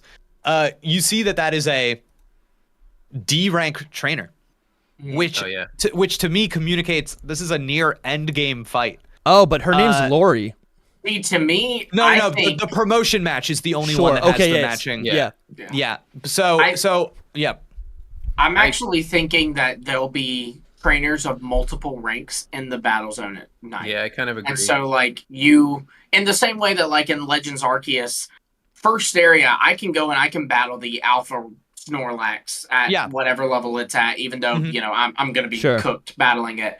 But, like, I read that, like, he might be rank A, but rank Z, but you can find someone rank M in the area. Yeah, I agree, but the level of the floor Jess is 44, and the level of the players Lucario is also 44, kind of communicating to me that they are of similar places in the So the only reason I'm bringing this up is because I think it tells you can kind of extrapolate if this is what level your Pokemon are kind of at the D rank. You can kind of think, all right, if there's C, B, and A left, are you looking at, by the time the game is over, kind of level 50, 60, 60, 50, 70. 60. I get you. Yeah. So that's cool. the only reason I bring that up. That's kind of normal range of levels. I think that I was also thinking about this, like, I don't know how easily we'll be able to like gain experience. Like, it might be the experience might be very little every time you do a battle. Like, you know what I mean? It'll probably be consistent. If battling is such a focus, there'll be more battling than normal. Exactly. In Scarlet and Violet, Gita's Glamora, which is her last Pokemon because of but Scarlet and Violet is 62. Yeah. I would look at Legends Arceus maybe. Well, see, that's Volo. Would I look at Volo or Kamado, Probably Volo. Whoever's higher, whatever the highest thing is. Well, Volo's higher, but I'm saying he's not really the end game. He's like post game, you know what I mean? Yeah, maybe. Because there's going to be probably going to be something post game after we complete. Look, let's put it this way: the credits roll after you battle. But you should keep playing. His highest level is also 62. I'm looking for whatever the toughest challenge is. AJ in the chat also. What is it? That adds up to me though. If this person's 44 and it's level or rank D, that means that by the time you get to A, it should be around 60. I wonder what the range is. The range per level going to be just like Olo's 5? Giratina is level 70. Yeah, that makes sense. Nothing new here. AJ does use a terminology for fighting games that I'm unaware of. He says, these things right here, these little quests we were talking about. He goes, these are not like fetch quests in an RPG. It's more like a combo trial in a fighting game. The idea there being your goal is ultimately to win the fight, but while you're doing the fight, can you get this combo off? Nice. Yeah. So modifying your challenge. Yeah. And like Tony Hawk. Yeah. And I think in terms of side quests or fetch quests or whatever, kind of like RPG things that we're talking about, you can even see in the shot with the Diggersby in the corner of on the map, there is a yellow exclamation point icon that we don't really see anywhere else in the game. Yeah. And which is kind of weird. So it's like, there's something. There's a specific location on that map being marked for a specific reason. I'm pretty sure that we will have side quests in this game beyond what we're seeing. There's going to be side quests. Yeah. There's other things going on, even just the Lumiose Ghost Girl, please. I just want to talk to people and have them be like, "Can you go do this one specific thing?" And then they tell like a little backstory of like who they are. That's going to be the whole day. I love it. That's going to be the whole day. Yeah, definitely. And you go, this person lives in this house, and this little thing's fun. Okay, that's nice. Yeah, 100%. The NPCs are underrated in Pokemon games, dude, and that's why I got to tell you, I'm mad about the promotion rank NPCs being the ones where their name matches up with the letter, because to me they're like a disposable NPC that doesn't exist in the world. Sure. They exist just to be this little joke. They're not a pun. They're not a person. They're not a person. They're not gosh. So I hope, dude, I really hope that is like a Zach. That is an early on joke to introduce you to the concept And I really hope that every single promotion match is not doing that, but I could see them doing that. This guy, this is a train guy. This guy loves taxis. If I may, oh my God. stand up for my guy Zach here, not just because we share loser, but he is not a nobody, Jake. Yeah, he's a Z tier. Understanding, Jake. He is trying to abolish all forms of transportations except for taxis. Yeah, I don't agree with this. I'm not politically aligned with Zach. I no, Zach, how could you invest in public transit, you bastard? Yeah, he just wants the pollution throughout all the city constantly. He's crazy, dude. He's a big gas they're all car Tesla guy. taxis. Yeah. He's yeah. God. I do want to say though that the big I feel question like no is, one's pointed it out. No one's pointed out, but he has a Galar jacket on. I don't know if he's from Galar, but it could just be a brand. I feel like that brand is also in Scarlet and Violet. Yeah, they like established it's just some brands. A big clothing brand. I think that's cool. That's fun. I love for that, world building. Hey, we got the confirmation of the clothing stores in this trailer too, so that's fun. Sure. Wait, the clothing stores? I saw like the Berry Mart. Well, there's the map. There's a yes. certain shot where you can see the clothing icons of the stores, which is cool because that means that the stores are open at night. So maybe nice. No, that is cool. That's cool. I guess maybe the question I'm thinking about is Zach at rank Z gonna have Zygarde? Yeah. No. Yeah, definitely. Wow. I mean, that'd be cool. How does Zygarde fit into all of Jake this? has sat here and said this guy is a nobody. Like and this is the final boss. Yeah, I like it. He's got Zygarde like and challenging- Zekrom and Zebstrika. Yeah, Zapdos. Both forms. Are they really gonna do that? That would actually be so horrible. Dude, they totally are. The X guy has yourself. Zerkatree and Zatu. No, I don't think they'll do that, but like they will do the X guy. He'll be Xavier. He has then, Excadrill. You know, M will be like I don't know. You know, Mary and. No, I'm M talking about the will be Pokemon though. I'm Nigel. talking about the Pokemon. No, they won't do that. Then they won't do that because we'll it's see. so limiting. I'm locking it it's in. So limiting. I'm locking it in. Nah. He's gonna have they won't do that. Excadrill. The X guy's gonna have Excadrill, which is That would be E. Yeah, I know, but it's Excadrill. Let's see. Oh, I also want to mention that the website does specifically mention that not only are you invited to participating in the ZA Royale, but your rival, or Bane or Tawny, is a fellow competitor. Oh, that's fun. True rival. So, yeah. So they'll be doing it too, and I assume they will be promoting in ranks alongside you, which is kind of neat because it kind of implies that like maybe at the end there is this thing like the traditional Pokemon games where you think you've gotten to the end and you beat A and now you're both at the top and you have to beat whoever wins gets their wish granted. Oh, that's fun. That's, you know what I mean? High It's kind of stakes. fun adding. Yeah. So I like that idea of they meet you at the top and the last battle is against them. I think that could be really fun. So what do you think about the wish thing? Because I think if we were to look at Arceus, it's kind of a similar thing where it's like once you get to the end of the game, it's not really about I guess what you're trying to accomplish at the end of the game is to like return home, right? Which would be your one wish. It's like it's godly intervention. So I wonder if it has story implications or if it's just like a side quest implication. It's definitely a lore kind of thing, but I think I have the answer to this. The main objective, right? So on the press.pokemon.com, on the press release for yesterday's Nintendo Direct, the language that they use is very specific and does not appear anywhere else concerning the wish, and I think it is a tip. The website says, only the strongest will claim the top rank, and those who reach rank A may even have one in-game wish granted. Yeah, true. And to say in-game wish, to me, this reminds me a lot of if you've ever played a Dragon Ball Z game.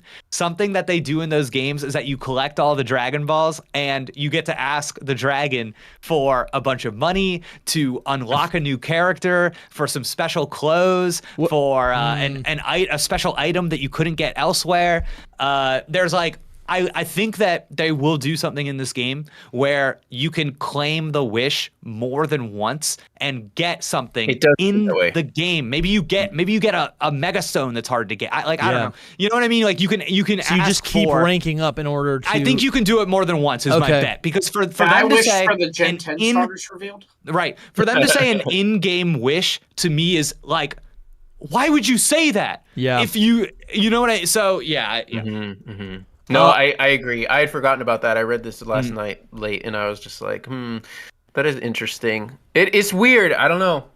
It feels like it could be like, that's what everyone wants is that one wish. But then when you read this, it is very like in-game is interesting in general. Seems like just a little gift instead. Dude, imagine them just being like, I wanna meet a legendary Pokemon, and then Quasartico Inc. like opens up like a wormhole and some legendary Pokemon comes through and it's like, oh my god, my wish. Dude, obviously it would be from like a whole list that they preset. Yeah, of course. Yeah, absolutely. Imagine you could type anything in. Abolish you could just all forms of transportations. Yeah. No, I guess I'm gonna abolish only taxis. And then, but then imagine this. So part of this is the development of Lumio City. What if you could wish and like there's specific things in the town like during the day that you could make like pop up or something. Like maybe you wish for like a new clothing store, and then now in your Lumios, like there's something. There's a lot of cool things that you could do that are relatively low lift, I think. Yeah. But it could also just be a fun way to like, how do you get the shiny charm in this game? You have to wish for it. How do you know what I mean? Maybe you want a million that's so great.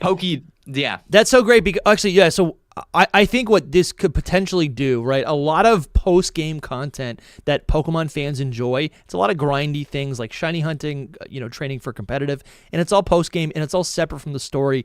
And the way I'm kind of thinking about this, that wish at the end, maybe there's a list of 50 different, enhancements you can have, but you obviously have to put in a ton of work, right? You have to do the grind to achieve that wish, and maybe that wish is essentially just a way for them to tie all that post-game content, right, to the actual, I don't know if it would technically be the story, but the core gameplay of Legend ZA, rather than just like, screwing off and ignoring the, everything about Scarlet and Violet to just like run around in and out or soft reset a patch of grass, right? Which is literally like non-gaming. Like you're not interacting with the product that they created, right? Game Freak. In this way, to grind, you have to actually go through the ZA system. You have to do the battles. You have to train your Pokemon, right? And that's how you get rewarded with shiny Pokemon or whatever other late game content that there would be. Yeah, I could see it. Yep, that does make sense. Cool.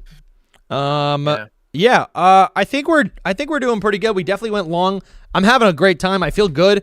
It's 4:00 on a Friday night. Jake, is there anything else you want to say? Actually, I think we finalized our list pretty much for I think we got a lot of good stuff. We got a lot of good stuff here. I think my big thing for Switch 2 is that I don't think your expectations can be set high enough. I think that next week will be widely regarded as one of the best Nintendo Directs of all time. Oh wow. I think that we are going to see games that will redefine a lot of what is happening in video games in the same way that Breath of the Wild redefined open world games. I literally every presentation I tell people, I'm like, let's manage our expectations. I don't think your expectations can be high enough for this presentation. I'm ready, man. I'm ready. Bold take.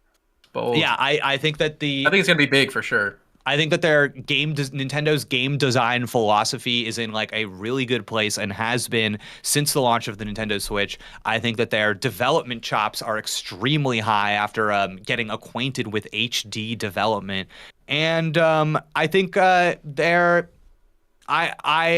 just think they have a lot of confidence right now. And I think a lot of their moves are indicating that they have a lot of confidence. I think even having a Nintendo Direct a week before your Switch 2 Direct is incredibly confident. So I don't know. I just think that like this is their pitch to miss. I think this is going to be huge. I think that this will make clear to everyone that this is going to be the best-selling video game, the fastest-selling video game system of all time. Yeah.